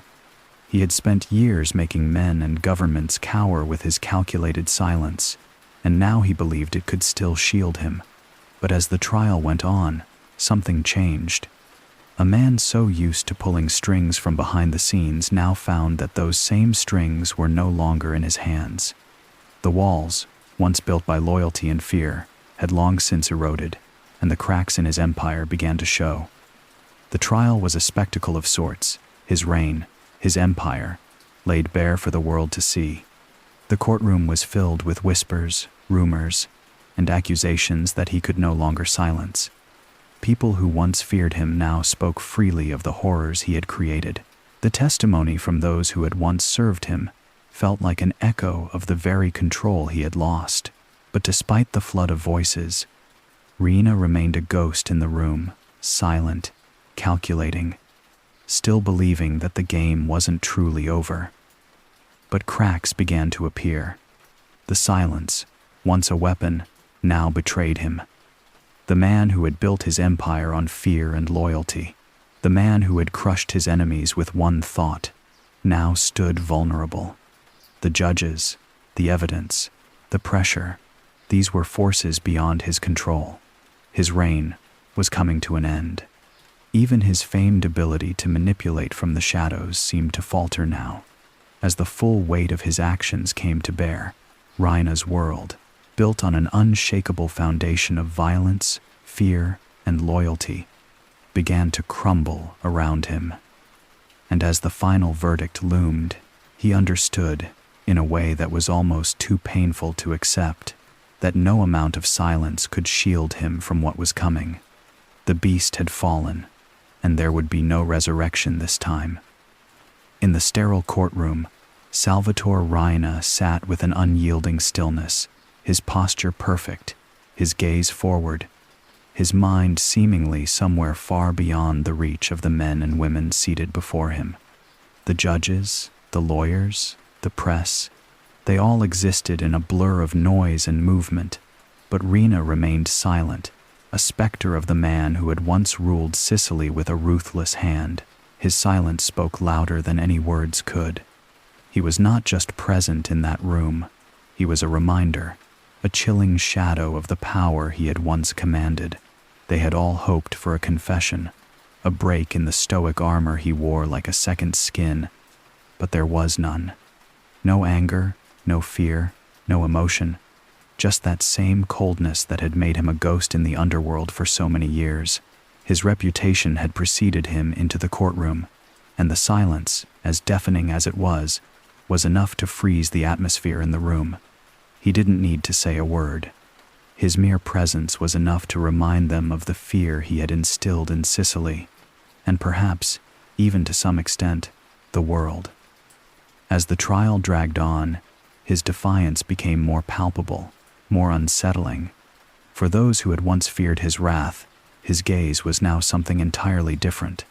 His refusal to speak only added weight to his power, even as it crumbled around him. It was as though he were still in control, despite the chains, despite the confines of the courtroom.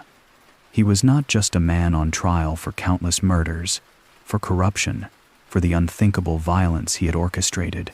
He was a symbol of an empire that still lingered in the shadows of Sicily, of a legacy that no court could erase in one lifetime. The prosecution tried to break him. They used his own associates against him, the men and women who once served under him, those whose loyalty he had once demanded and crushed. They spoke, shaking with fear or anger, of the horrors he had made them witness and carry out. But none of it reached Riina. He never flinched. His face was a mask, unreadable, as though he were hearing nothing at all.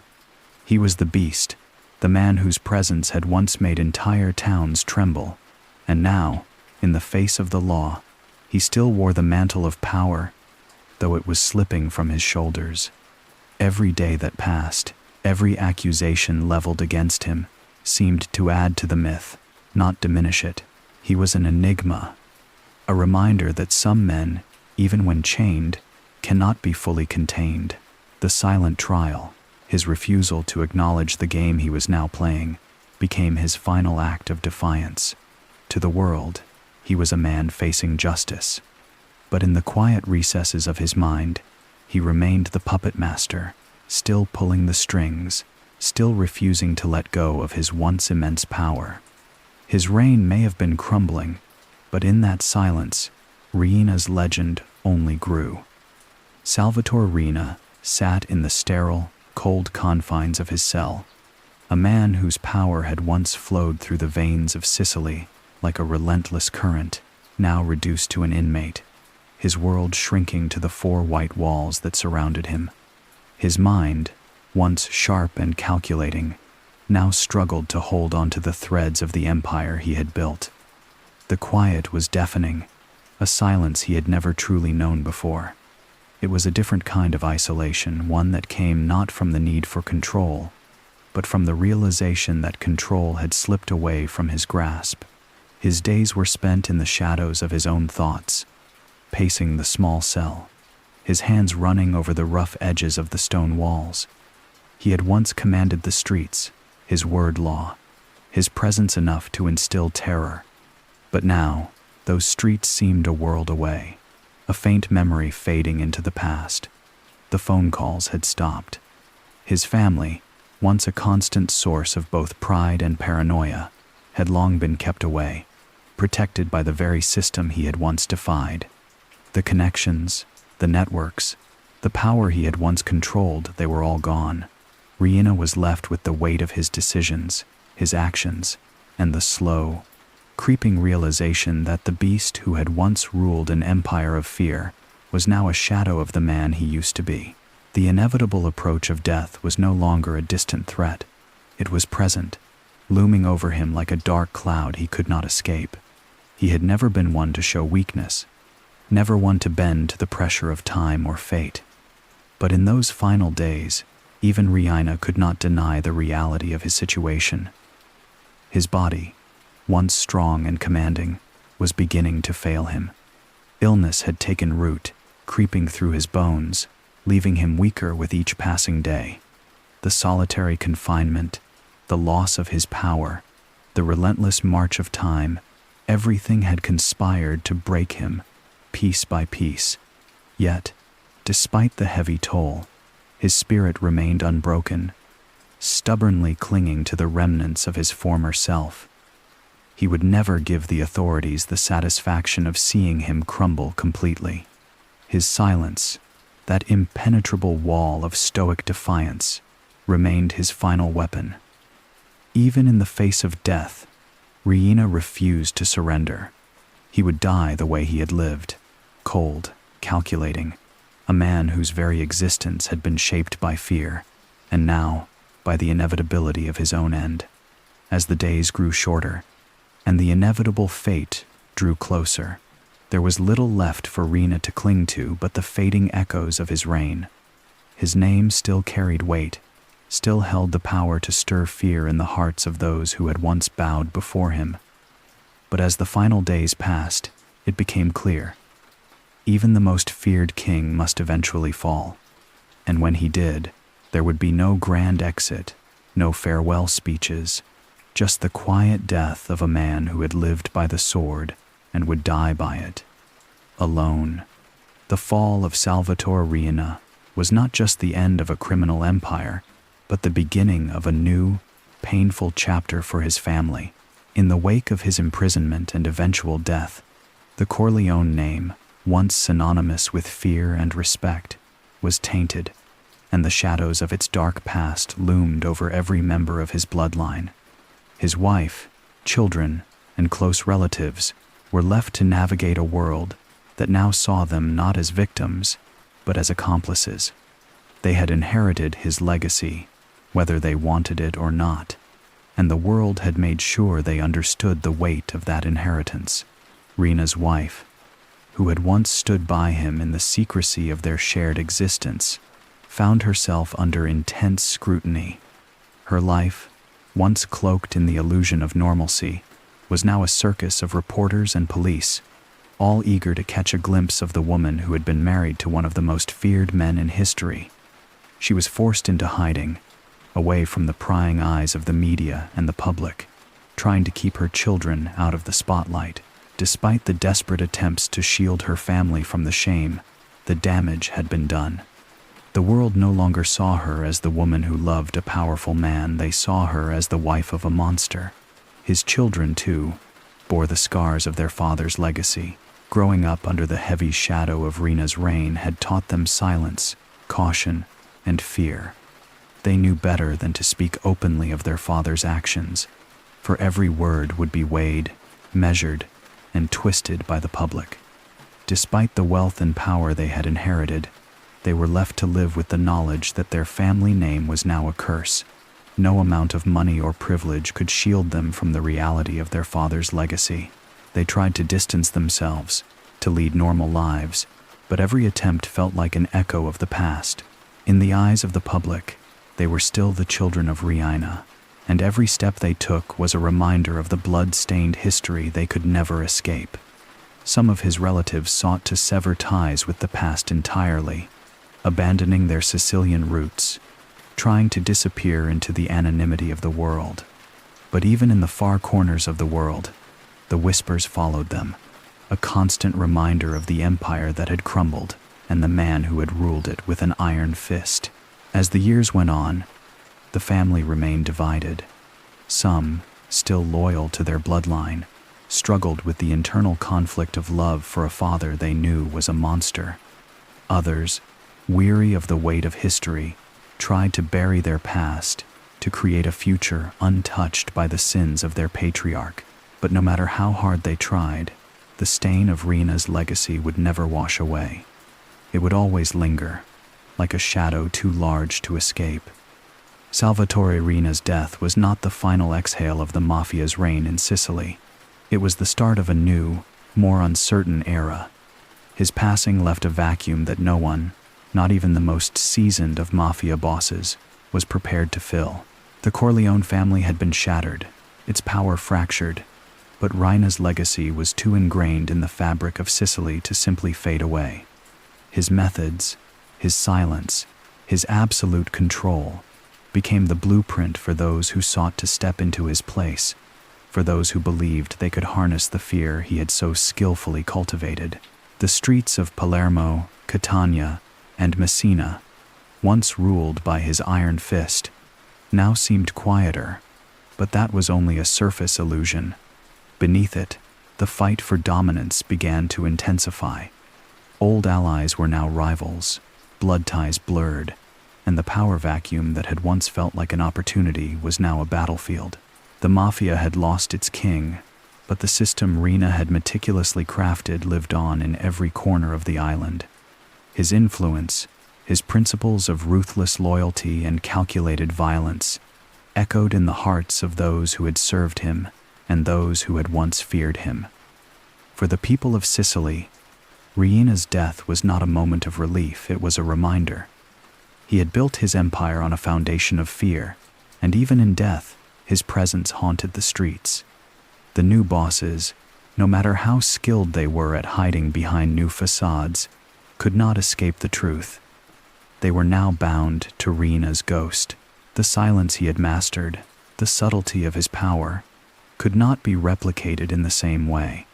It was no longer just about money, it was about control, about maintaining the reign of terror that had shaped Sicily for decades. In the years following his death, the new generation of mafiosi came to understand that the legacy of the beast could not be easily outgrown. While they may have tried to adapt to the shifting tides of law enforcement and politics, the old ways persisted. The streets still whispered of Riina. The stories of his cruelty, of his unwavering will to dominate, were passed down like a dark folklore that no one could forget. And so, even in death, Riina's name remained a symbol, a cautionary tale for those who came after him, and a reminder to the people of Sicily of the darkness that still lurked beneath the surface. The beast may have been gone, but his empire was far from over. The echoes of Salvatore Riina's reign lingered far longer than anyone could have predicted. His death had brought a temporary pause, an illusion of peace, but underneath the surface, the mafia in Sicily continued to thrive, adapting, reshaping itself, but never truly abandoning the tactics he had perfected. The island had become a monument to his methods, the walls of Palermo and the hills of Corleone standing as silent witnesses to his brutality, his ambition, and the empire he built on fear. In the years following his demise, the world tried to move on, but Riina's shadow loomed large. The new generation of mafiosi, while less overt in their violence, had inherited his unrelenting will to control. They didn't operate with the same crude force Riina had used, but the underlying principles remained unchanged. Corruption, fear, and manipulation had become embedded in the very fabric of Sicily's economy and politics. His influence stretched far beyond the island, woven into the power structures of Italy, and even across the seas, feeding a network of crime that could not be easily undone. In the quiet corners of Sicily, in the back rooms of businesses, in the whispered conversations of those too afraid to speak aloud, Riina's legacy endured. The fear he had instilled in people, the terror that followed his name, had never truly left. His way of doing business, so silent and effective, had become a model for those who followed, an unspoken code passed from one generation to the next. They didn't need to kill with the same frequency or bomb with the same intensity. They had learned to control from the shadows, to manipulate the legal system, to exploit every weakness in the institutions they had once fought against. As the years passed, the face of the mafia changed, but its soul remained untouched. There was no grand spectacle, no public show of power. The mafia had evolved, become more sophisticated, more embedded in the very systems it had once fought to tear down. Riina, in his silence, had built an empire that could not be easily dismantled. The fear he had cultivated had become a currency, a tool that his successors wielded with surgical precision. They didn't need to raise their voices. They simply needed to remind people of the beast, the silent man who had ruled through terror. Riina's influence had seeped into the very air of Sicily, into the bones of its people, whether they acknowledged it or not. His legacy was not just about power, it was about control. The kind of control that did not rely on loud gestures or overt violence, but on the quiet suffocation of a population that had learned to obey. Even in death, Riina remained a ghost, not haunting with a scream, but with the soft, relentless pressure of a world that had been irrevocably shaped by his hand. Even after his death, the hunt for Salvatore Riina's empire continued, a relentless pursuit that seemed almost as unyielding as his rule had been. The world, with its newfound clarity on his brutal reign, had set its sights on dismantling what remained of his criminal network. His empire, though fractured by his demise, had spread its roots deep into the underworld, leaving behind a network of hidden financial flows, corrupt officials, and loyalists whose allegiance to the beast outlived even the man himself. Authorities, both in Italy and abroad, turned their focus to the remnants of Riina's legacy. The mafia had fractured, its factions divided, but its influence persisted like a sickness in the bloodstream of Sicily. Investigators pored over his financial transactions, tracing hidden accounts, uncovering shell companies, and following the trail of money that seemed to have no end. Despite the death of its king, the Corleone family and its affiliates were still operating in the shadows, adapting to a new world where the heavy-handed methods of the past had been replaced by quieter, more insidious means. The Italian government, its military and police forces now tasked with eradicating the remnants of Riina's empire, faced an overwhelming challenge. Despite their success in capturing many of his closest allies, there was a deep-rooted fear that the mafia's grasp on power was still strong, too pervasive to uproot. Riina's subordinates had learned from the best how to conceal their movements, how to manipulate the media, and how to survive in the shadows. It wasn't just the underworld that had been corrupted. The very fabric of Sicilian society had been woven into his empire. And now, after his fall, it seemed even more resilient. The investigations that followed his death revealed the depth of the beast's reach. His network extended into every corner of Sicilian life, and his influence had been far more pervasive than any law enforcement had anticipated. The mafia didn't just operate in the dark alleys and abandoned factories, it was in the boardrooms, the banks, the courtrooms. The remnants of Riina's empire were still pulling strings, buying influence, and moving goods in and out of Italy without ever raising suspicion. The fear that Riina had once instilled in his enemies now served as his final defense. His reputation, that darkened shadow that stretched across Italy, made anyone who might have betrayed him think twice. There was still an air of quiet reverence for the beast, even in death, and for every captured underboss or dismantled operation, there was always another piece of the puzzle left untouched, another quiet whisper in the shadows, another reminder that the true nature of Riina's empire was not bound by death, but by a legacy of fear and silence that refused to die. The hunt for his empire continued, but even as the authorities closed in, the spirit of the beast, his cold, calculating presence, persisted in the places no one could see. The search for Salvatore Riina's fortune became a legend of its own. Even in death, the beast's wealth remained an elusive phantom, scattered across the globe, hidden behind layers of secrecy, buried in distant vaults, and siphoned into accounts so carefully obscured that even the sharpest investigators could not find them. For years, after his fall, authorities scoured Sicily, Europe, and beyond, hunting for the treasure troves that had funded his reign of terror. Yet, with every lead that turned cold, the feeling grew stronger that the money, his true power, was still out there, waiting to be found. Riina had learned the art of concealment like no other.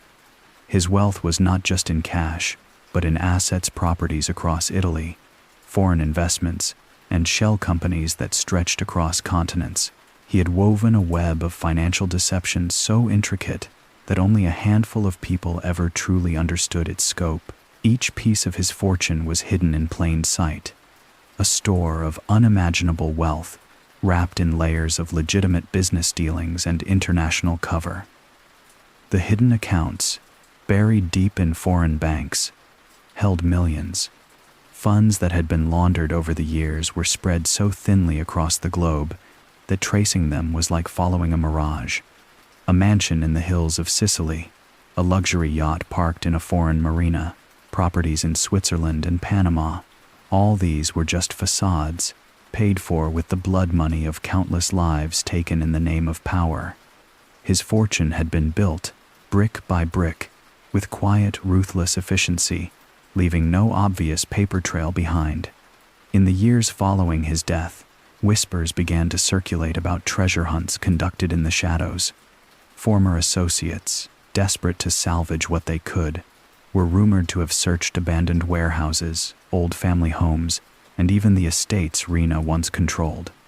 But the treasure was never found, not in the places they expected, nor in the ways they had imagined. The hunt became more about reputation than reward. For those still loyal to Riina's ghost, finding his money was an act of homage. To control the wealth, to hold even a small portion of it, was to reclaim a piece of the power that had once belonged to the king of Sicily.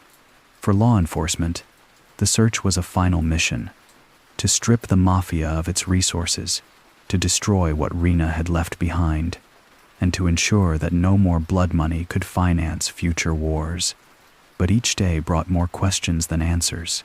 His money remained a myth, a story that spanned decades, trailing behind Riina like a shadow that never grew long enough to capture. It was said to be buried under the floors of forgotten houses, hidden within mountains of paperwork, waiting for someone with the right key to unlock it. And in the meantime, the legacy of fear, like his wealth, remained out of reach, forever veiled, and always just beyond the grasp of those who sought to end it. Sicily today is a land still shadowed by the specter of Salvatore Riina. Though his reign has ended, the underworld he built still thrives in the hidden corners of the island, a world that few truly understand but many fear. The streets of Palermo, Catania, and even the remote hills of Corleone have witnessed decades of violence, power struggles, and betrayals. The ghosts of Riina's empire still linger, carried by the whispers of the old guard and the uneasy silence that hangs in the air. The mafia has changed in form, its players younger, perhaps more polished in their outward dealings, but its heart remains tethered to the traditions of violence, control, and fear. The older families, those who were once Riina's allies and enemies, are slowly being replaced by a new generation men who grew up hearing stories of the silent beast and dreaming of inheriting his throne. But these are no longer men of bricks and blood. Their empire is built on quiet power, digital screens, and corporate maneuvering. The old methods of bombings and public executions are fading, replaced by silent extortion, insider trading, and control over legitimate businesses. This new breed, though less overtly violent, is just as deadly. They operate with the same cold calculation that Riina was known for, but now the battlefield is digital, and the enemies are masked by anonymity. The code of silence, the omerta, still runs deep, but it's now wrapped in the language of politics, finance, and global networks. They have adapted, moving with the times, but never forgetting the lessons of their brutal predecessor. Sicily's underbelly today is a place where few dare to look too closely, but it is a world that still pulses with the legacy of Riina. The streets of Corleone, once the heart of his kingdom, are now filled with tourists who come to visit the legend, not realizing that beneath the surface, old alliances still simmer, and the young men who once looked up to Riina are quietly taking over. The city may have turned its back on him, but his shadow is cast long and wide, and the new faces in charge are carving out their own empires, ones built on the foundation of the beast he once was. In the quiet corners of Sicily, in the shadows of the cafes and the alleys, the old power structures endure. The same families, the same networks, continue to operate, with faces new and old, blending into a world where loyalty is still bought with blood, and respect is won through fear.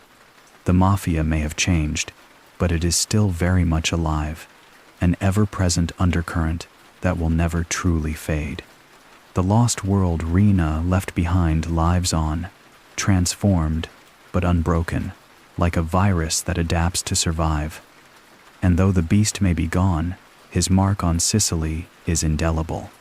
The next generation, though quieter, carries the same dangerous ambition, waiting, watching, and learning the same lessons of power that were taught in blood. Sicily's reckoning with the legacy of Salvatore Riina is a long, painful journey, one that stretches far beyond the confines of the island and into the very soul of Italy. For decades, his name was synonymous with terror, and the mafia's grip on Sicily was as suffocating as it was invisible. But after his fall, the wounds he left behind were slow to heal. The scars of violence, betrayal, and fear run deep in the island's history, etched into the streets and the very culture of its people. The weight of Riina's reign lingers in every corner of Sicily, from the isolated farms of the inland to the bustling streets of Palermo. The island, though geographically beautiful, is scarred by the countless lives shattered under the boot of the mafia. Even today, the fear that once permeated every conversation still lingers in the air, a heaviness that many would prefer to forget. Families who had once been bound by silence now struggle to reclaim their voices. The older generations, those who had witnessed firsthand the power Riina wielded, carry the emotional burden of a world that was built on brutality, while the younger generations grapple with a heritage they never chose but cannot escape. Rebuilding Sicily is a delicate process, one that requires more than just the dismantling of mafia families. It involves confronting a culture that was once defined by loyalty, fear, and a grim understanding that life and death were often decided by those with the power to pull strings in the shadows. Over time, efforts to reclaim the island from the grip of organized crime have been made, but the healing process is not linear. It is not just about eradicating criminal networks, it's about changing the mindset of an entire society that once relied on these networks for power, protection, and even survival. In the years since Riina's death, Italy has tried to redefine itself, to break free from the grip of corruption that infiltrated its institutions for decades. Laws have become stricter, and anti-mafia efforts have become more organized. Judges and prosecutors, like Giovanni Falcone and Paolo Borsellino, became symbols of resistance, martyrs to a cause that sought to break the cycle of violence. Yet, despite the strides made, there remains a pervasive feeling that the battle is far from over. Mafia families may have been weakened, but their influence is not easily erased, and new faces continue to rise in the shadows. The process of healing is also deeply personal for the people of Sicily. Many still live with the trauma of having witnessed loved ones lost to mafia violence, of having felt the cold hand of fear gripping their lives. They now have to rebuild a sense of community, one that isn't governed by criminal hierarchies, but by shared values of justice, equality, and peace. While the scars of the past will never fully fade, there is hope. Sicily's reckoning is a slow but steady march forward, a testament to the resilience of a people determined to move beyond the darkness of their past. The ghost of Salvatore Riina lingers in the streets of Corleone like a shadow that refuses to dissipate. To those who lived through his reign, his name is more than just a whispered legend. It is a constant reminder of the terror that once held the island in a stranglehold. The memories are vivid, etched into the minds of locals who remember the days when every knock on the door, every glance across a crowded square, felt like it could be the last. For many, the memories are filled with a palpable sense of fear. Fear that hung in the air like a thick fog, suffocating and inescapable. It wasn't just the bombs, the bodies, or the ruthless killings that terrified them. It was the silence that came with Riina's power, the cold calculation in his eyes, and the knowledge that someone could disappear without a trace at his command. The stories, passed down from generation to generation, are haunting in their simplicity. The older men, who once worked the fields or sold fish by the sea, recall how every family member was on edge, always cautious, always watching their backs. No one ever spoke too loudly, and no one ever got too close to the wrong people. The invisible hand of the mafia was everywhere at the local bar, at the market, even in the church pews. One elderly man, his hands gnarled from years of hard labor, recalls the quiet tension that permeated every facet of life.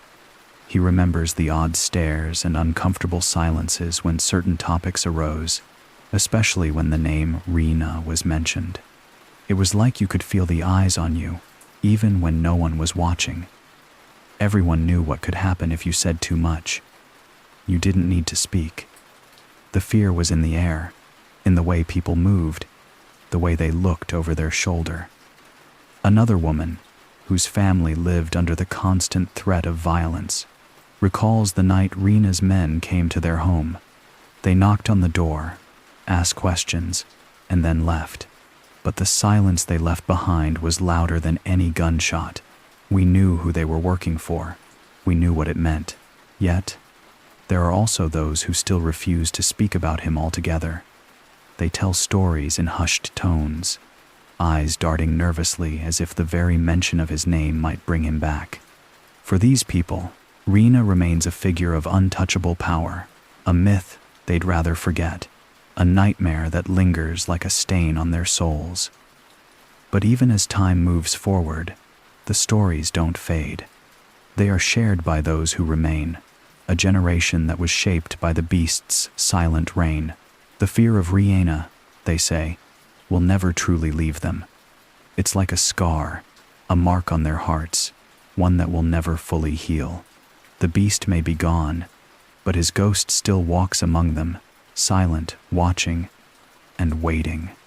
In the years following Salvatore Riina's death, the mafia underwent a transformation, one that mirrored the shifting tides of Sicily itself. The once unassailable empire built on fear, silence, and bloodshed was slowly eroded, not just by the authorities, but by the changing world around it. New figures emerged, many of whom attempted to reframe the mafia, understanding that the old methods of intimidation and violence no longer carried the weight they once had. The power vacuum left by Riina's death was palpable. At first, there was confusion, a scramble for control as various factions tried to assert themselves. The older, more traditional mafia families found themselves weakened, the old alliances eroded by years of law enforcement pressure, public distrust, and the gradual spread of digital surveillance. What was once hidden in the shadows was now under constant scrutiny, and the ability to strike fear through sheer force of will no longer guaranteed success.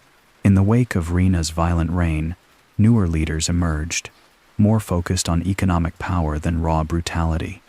They understood that the real wealth lay in manipulating legitimate businesses, establishing political ties, and laundering money through global networks. These figures were quieter, subtler, an evolution of the mafia that made fewer headlines but was perhaps more dangerous.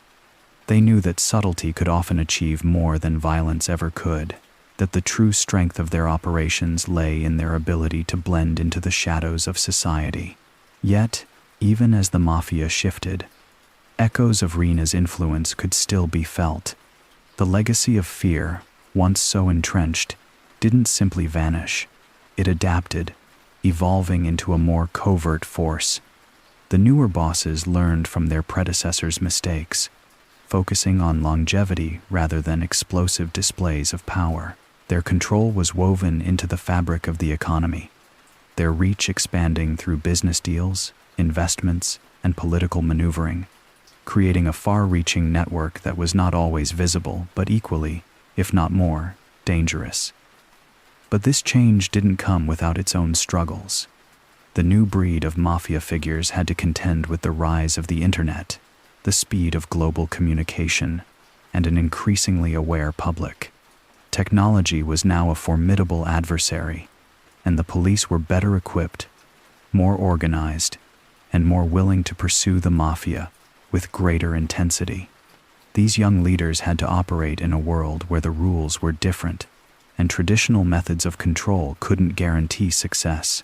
Yet, while the mafia evolved, the old ways weren't entirely gone. In the corners of Sicily, there are still whispers of the old guardmen who long for the days when the mafia ruled through fear, their grip unshakable.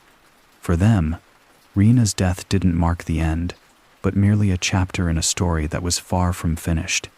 The mafia may have changed, but it hadn't disappeared. It had simply learned how to survive in a world that was no longer as easily controlled. The beast may have fallen, but the shadow of its legacy remains, watching, waiting, quietly guiding the next generation through the murky waters of power. Even after Salvatore Riina's death, his presence lingered in the air like an unspoken rule, woven into the very fabric of Sicily's criminal underworld. The silence he mastered, the cold, calculating nature of his leadership, and the fear he commanded still echoed in the halls of power. It wasn't just the remnants of his empire that remained. It was the ethos he instilled in those who followed. A new generation of mafia bosses, quieter and more elusive, grew up with Riina's legacy hanging over them like an invisible cloak. They didn't need to speak his name to honor him. His teachings lived in the shadows. The world had changed, and with it, the mafia had evolved, but the essence of Riina's reign still pulsed beneath the surface. His silence, once seen as a mere tactic, had become a philosophy that no longer demanded the loud, bloody violence of his younger days, but instead celebrated the power of restraint, of keeping one's actions behind closed doors, unseen. The young bosses who rose in his wake adopted this ethos with a chilling precision. They understood that power didn't always need to be displayed through bloodshed. It could also be found in secrecy, in the subtle, silent manipulation of people and systems. Where Riina once controlled with brutality, these new leaders controlled through patience and strategic invisibility. They learned to operate in a world where digital footprints were just as dangerous as physical ones, where a wrong move on social media could dismantle years of careful planning. The underworld had become more sophisticated, and these new figures adapted quickly, but the shadow of Riina never truly left. In every covert transaction, every silent maneuver behind closed doors, there was a reflection of the man who had built an empire without ever raising his voice. The mafia's new generation often whispered about their predecessor, but not in admiration. They spoke of him as a cautionary tale, a figure whose reckless ambition led to his downfall. Yet, despite this dismissal, they knew deep down that his legacy had shaped them, and in some ways, still guided their hands. The ethos of secrecy, of holding power without flaunting it, remained etched in their minds. Like Riina, they moved unseen, pulling strings in the shadows, ensuring that no one could trace their steps. Fear was still their currency, but it was more refined, more nuanced. Even those who had never known Riina personally could feel his influence. In the quiet moments, when the deals were done and the bloodshed was over, the bosses of today found themselves adopting the same stillness he had. They understood that in silence, there was strength, and in silence, there was power. So, while Riina's physical form was gone, his silent shadow still loomed large, guiding the next generation in ways no one would ever fully comprehend. It wasn't just his empire that lived on, it was his method, his very being, transformed into a ghost that haunted the corridors of power, still unseen, but always present. Even after Riina's death, justice in Sicily remained a slow, torturous process. The beast may have been taken down, But his legacy, the vast network of corruption, violence, and fear, lingered like a shadow, refusing to be extinguished. The authorities, emboldened by his fall, believed they had won a victory, but the truth was far more complicated. The mafia's tentacles had spread so deep into the fabric of society that dismantling it was never going to be a simple task. For every arrest made, every asset seized, there were countless others operating in the shadows, waiting to fill the power vacuum left behind. The slow crawl of justice was felt on the streets of Sicily every day. Law enforcement agencies, bolstered by new anti-mafia laws and international cooperation, made gains. Yet, each victory felt like a brief flicker in the dark. The mafia had learned to adapt, to blend, to live with the constant pressure. The roots Riina had planted were far too deep, and the new generation of criminals was more cautious, more strategic. They learned from the mistakes of their predecessors. No longer did they flaunt their power with grand displays of violence. Instead, they operated quietly, taking what Riina had left and expanding it in ways that were harder to track. In courtrooms, the echoes of Riina's reign still rang. Trials continued, but the process was painstakingly slow. Prosecutors, despite their best efforts, found themselves up against an entrenched system that didn't die with its founder. While some mobsters faced long sentences, many slipped through the cracks, either protected by their connections or simply buried too deep in the system to be reached. Sicilian society was still gripped by the silent understanding that the mafia existed not as a singular entity, but as a part of the everyday fabric of life.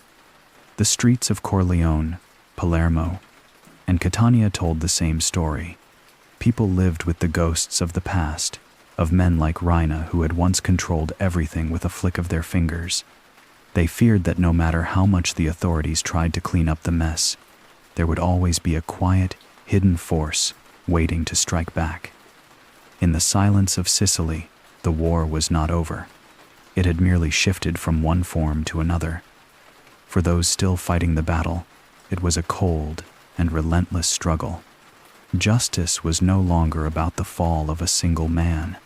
It was about the dismantling of an entire culture, an entire system that had been ingrained into Sicily's way of life for generations. And even as the figure of Riina receded into the past, the mafia's influence remained a silent, constant pressure on the present. The cold silence of justice was no longer just the absence of Riina's presence. It was the realization that the fight for Sicily's soul was far from over. In the years following Salvatore Toto Riina's fall, his family found themselves ensnared in a web of silence and shadows. For his wife, Ninetta, and their children, the world they had once known seemed to unravel with terrifying speed. The fear, the constant surveillance, and the oppressive weight of their name, there was no escaping it. It had been a life lived in the quiet corners of power, a family that had grown accustomed to the mafia's grip on their daily existence. But with the public fall of the beast, everything changed. Ninetta, once a steadfast partner in her husband's empire, now carried the burden of being associated with the most feared man in Sicily. The lavish lifestyle she had enjoyed was no more. The bodyguards, the wealth, the influence gone. Now, she was a widow in a world that no longer tolerated the Corleone family name with the same reverence. The once opulent homes they had lived in were now unrecognizable, stripped of their grandeur. Ninetta did her best to maintain a low profile, but the weight of her past remained. Her connection to Riina was inescapable. The stigma of his name clung to her like a second skin. For the children, the burden was even more difficult to bear.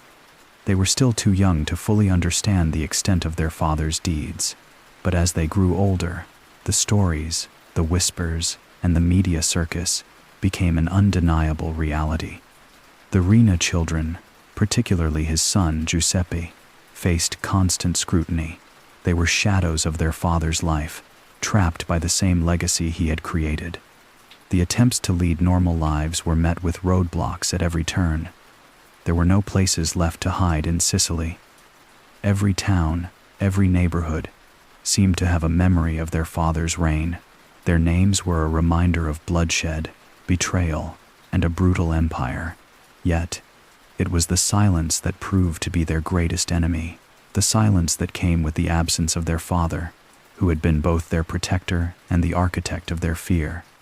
In the absence of his commanding presence, the family had to navigate a new world, one where their past was no longer a source of power, but of shame. They could no longer rely on the same unspoken loyalty that had bound people to their father. Instead, they were forced to live with the consequences of his actions. Some members of the family attempted to distance themselves from the mafia world, seeking refuge in anonymity, in normalcy. Others, however, were less inclined to let go of the past. The temptation to reclaim the power that once belonged to Riina never fully faded, but the reality was that the mafia's hold had loosened. The Corleone name, though still known, no longer carried the weight it once had. The fear that had once made them untouchable had transformed into something else, something that now made them vulnerable. In the years that followed, Riina's family remained haunted by the same question. Could they ever escape the shadow of his life, or would they forever be known as the children and wife of Sicily's most notorious boss? The silence of their present echoed the fear of their past, and though they walked freely in the world, their footsteps were always marked by the long shadow of Salvatore Riina, Corleone. Once the beating heart of Salvatore Riina's empire has transformed in the years following his demise. The streets that were once a battleground of mafia power struggles have quieted, though the scars of its violent past remain. The town, nestled deep in the Sicilian hills, stands as a reminder of the darker days, but it also carries an undeniable sense of resilience. Life here is slower now, quieter still, haunted by whispers of the past, but ever hopeful for the future. Today, Corleone is no longer a place dominated by the shadow of the mafia. The younger generation, eager to move beyond the legacy of fear and violence, has started to reclaim their town. There are new cafes lining the narrow streets, and the familiar buzz of activity fills the air. But even as life continues, there's a palpable undercurrent of history. People still remember the days when the name Riina was a whispered threat in every corner of the town. The scars of those who lived through the bloodshed are still visible, but so too is the determination to move forward. The local businesses that once operated under the thumb of the mafia now seek to rebuild in a world where legitimate enterprise can finally flourish. There is a sense of relief among the people, though the remnants of the old power structures are hard to erase entirely. Some older residents still remember the days when fear ruled Corleone's streets. They recall the hushed conversations, the look in people's eyes when Riina's name was mentioned. To them, he was not just the head of a criminal empire, but a shadow that dominated their lives. For them, the idea of escaping the past was impossible. But for others, especially the younger generation, the story of Riina is one of history, a dark chapter that, while never forgotten, can be looked back on with a sense of closure. They no longer live in the grip of his terror. They've seen the transformation of Corleone, where the town now draws visitors not for its association with the mafia, but for its natural beauty, its history, and its ability to rebuild. Yet, even as Corleone embraces this new chapter, the memory of Riina lingers. His legacy is impossible to ignore, etched into the very fabric of the town. People still pass by the old landmarks, where he once met with allies and foes alike. They remember the fear, the silence, and the unspoken power that defined those years. Still, the rebirth of Corleone is palpable.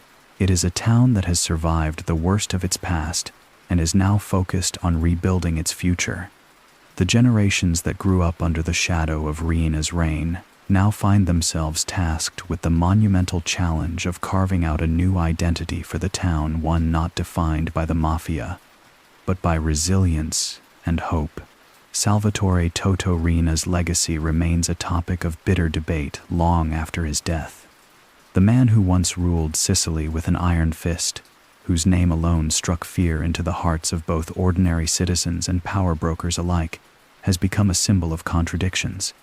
His memory is not one of simple admiration or hatred.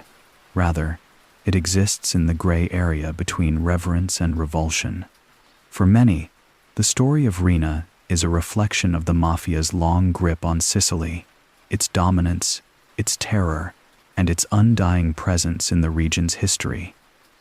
Among the mafia, Riina's name carries weight, but it is a weight laced with fear and caution. There are those who admire him for his ruthless efficiency, his ability to expand the Corleone family's power, and for the unmatched terror he instilled in anyone who dared oppose him. They remember him as a leader who could silence rivals without a single word, whose decisions were cold and calculating, whose will was executed with terrifying precision. To them, Riina was not just a boss, but the embodiment of mafia power itself, a power that extended beyond Sicily and into the very heart of Italian politics. Locals, on the other hand, carry a much more complicated relationship with Riina's memory. For the older generation, his reign was a time of unrelenting fear. They recall the days when speaking too freely or challenging authority could lead to violence. In Corleone, where the silence of Riina's influence was often louder than words, many remember the unsettling calm that followed his footsteps. It was a time when neighbors were afraid to trust one another, when lives were lost without explanation, and when children grew up knowing the price of speaking out. For them, Riina's memory is tied to loss, the loss of innocence, of trust, of safety. His legacy is marked by the destruction of communities, the families torn apart, and the constant threat of death that lingered in the air. Yet, as time passes, a new generation grows up with a different perspective. They never witnessed the terror Riina once unleashed, but they've heard the stories passed down from their parents and grandparents. To them, Riina is a figure of historical importance, a man whose actions shaped the course of Sicilian and Italian history. But the newer generations are keenly aware of the complexities of his legacy. They do not glorify him, but they also do not see him simply as the villain the world once painted him to be. Instead, they see him as part of a much larger story, one that spans generations and touches every corner of Sicily. His memory is woven into the fabric of the island, and while some still condemn him, others acknowledge his role in the unfolding drama of mafia history. The debate over Riina's legacy is unlikely to fade anytime soon. In the years after his death, there have been efforts to reconcile with the past, to erase the stains of violence and fear that he left behind. Memorials and monuments dedicated to victims of the mafia are a testament to this healing, but Riina's name remains a part of that same history. Whether viewed with fear, respect, or disdain, his memory continues to shape the island in ways both seen and unseen. The shadow of Salvatore Toto Riina still stretches across Sicily and Italy, even in the present day. His empire may have crumbled, his reign may have ended, but the echoes of his power linger, reverberating in the corners of the island and the dark recesses of the mafia world. The outward fear that once characterized his rule has dimmed, but it has not disappeared. His name remains a whisper in the alleyways, an unspoken presence in the lives of those who still feel his influence, even in his absence. In Sicily, Riina's power is felt in subtle ways, the remnants of a past that refuses to die. Older families, those who remember the true terror of his era, speak of him with a kind of reluctant reverence. There is respect in their silence, an acknowledgement of the toll he exacted and the empire he built. His methods were brutal, but there is an understanding that his reign brought about a kind of order, a rigid structure where loyalty and fear held everything together.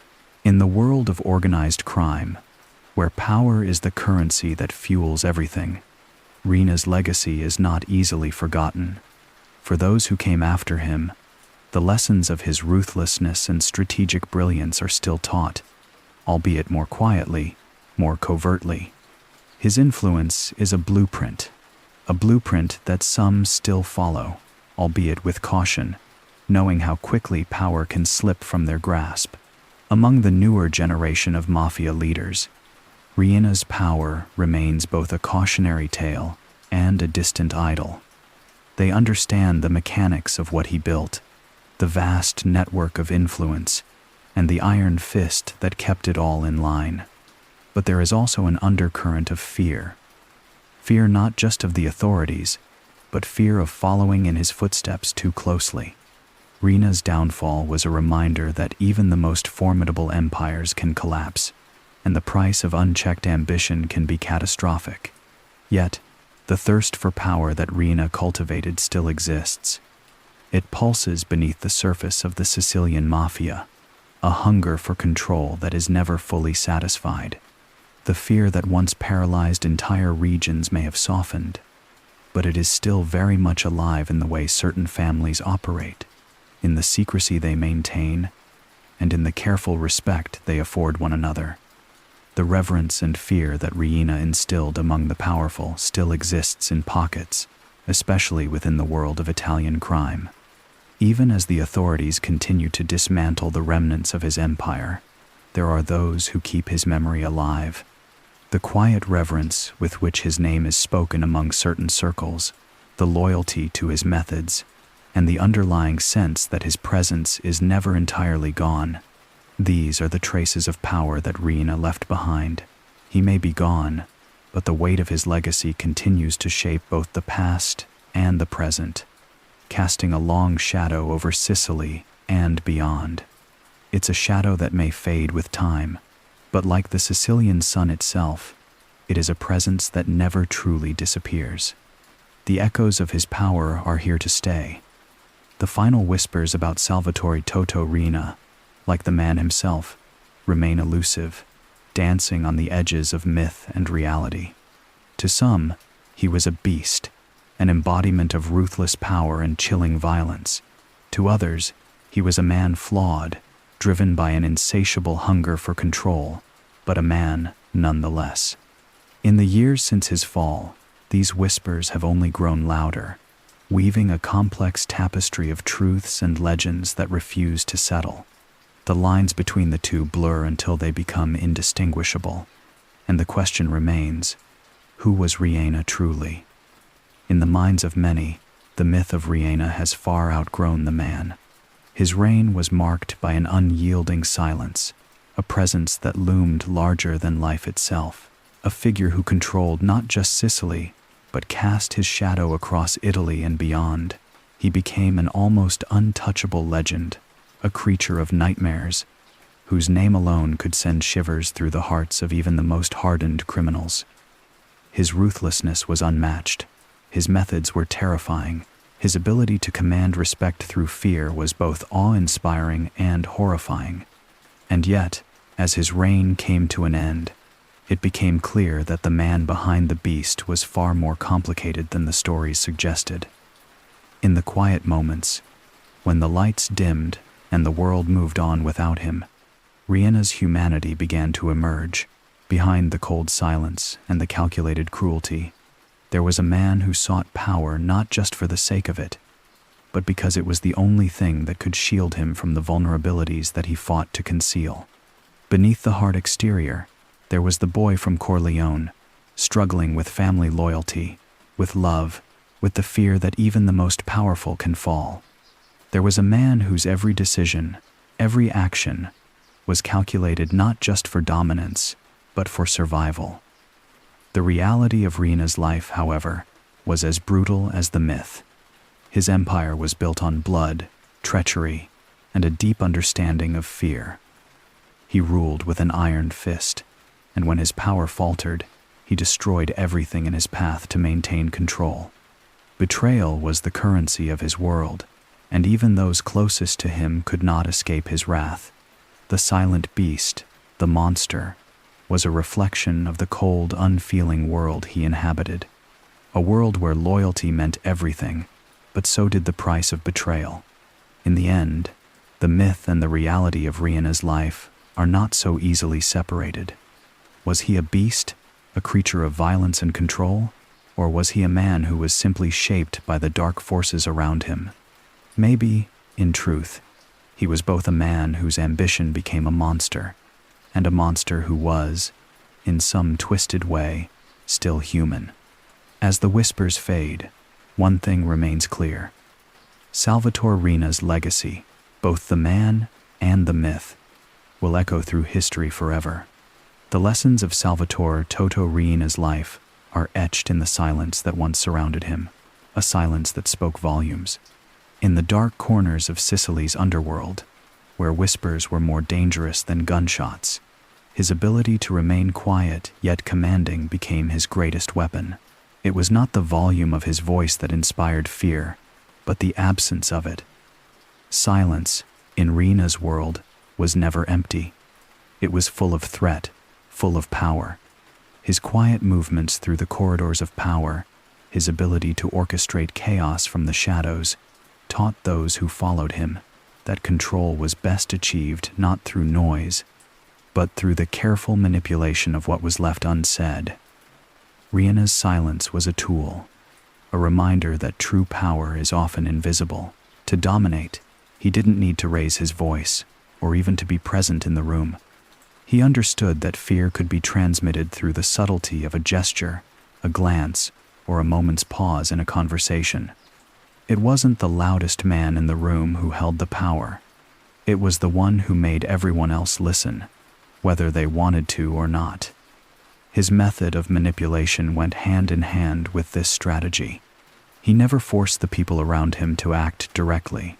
Instead, he planted the seeds of doubt, fed their fears, and let them fall into place like dominoes. A carefully placed lie here, a promise left unfulfilled there, these were his tactics. With his underlings, Riina didn't demand loyalty through threats alone. He wove a web of dependencies. People owed him because he made them believe they had no choice but to do so. The strength of his manipulations lay in how insidious and patient they were. Trust, in Riina's world, was a currency as valuable as money. And trust was something he extracted over time, drop by drop, until he had more than enough to control the narrative, control the people, and control the streets.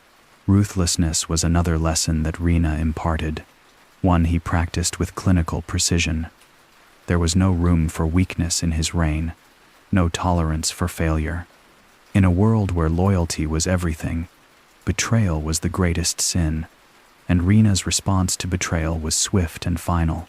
His brutal methods were a reminder that in the underworld, showing mercy was a luxury one could not afford.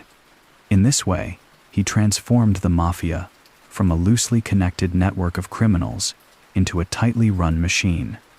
His ruthlessness extended beyond violence. It was in his complete refusal to show vulnerability. The price of weakness, in his eyes, was death. In the end, Riina's life offers a dark mirror to the world he created. His silence taught that power was in what you didn't say. His manipulation showed how easily people could be swayed, and his ruthlessness proved that in the underworld, survival was the only law. For all his cunning and control, it's clear that the true lesson of Riina's life was the price he paid for his empire, an empire built on silence, but forever haunted by the noise it left in its wake. Salvatore Toto Riina's life was never one that allowed for rest.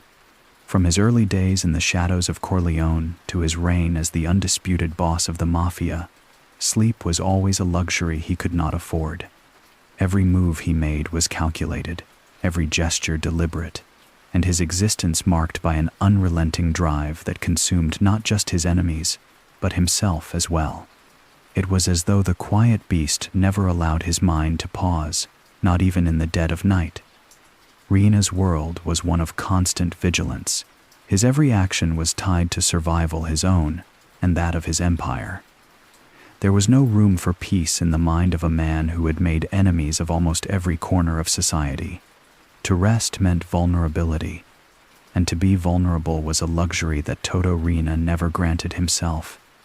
Even in his final days, when he found himself behind bars, that same drive burned inside him. His silence, so pervasive throughout his life, continued to haunt him, but it was no longer the silence of power. It was the silence of impending end. In a way, Riina lived and died in a state of perpetual unrest. He sought to control Sicily, Italy, and anyone who dared to challenge him, but in the end, he couldn't control the shadows of his own mind. It was as if the beast that he had become, the one whose name sent chills down the spines of even the bravest men, had been driven by something deeper, something that could never be satiated, not by power, not by fear, not even by silence. And so, as his empire crumbled and the mafia fractured, Riina was left with nothing but the remnants of his own legacy, an empire of terror and manipulation that would never allow him the rest he so desperately needed. His family, his lieutenants, the people who once feared him, all of them left behind pieces of a story that, like the man himself, would never truly be forgotten. Sicily, once his kingdom, would never be the same again, but the memory of the silent beast would linger in the streets, in the whispers of the old, in the nightmares of those who had lived through his reign. There would always be a part of him that would haunt the island, a shadow cast by a man who sought to rule the world, but was ultimately ruled by his own demons. Toto Riina lived as though he could never escape the fear he imposed on others, and in death, he remains just as elusive, just as chilling. For the people who lived under his reign, the question is not whether he ever truly rested, but if any of them ever could.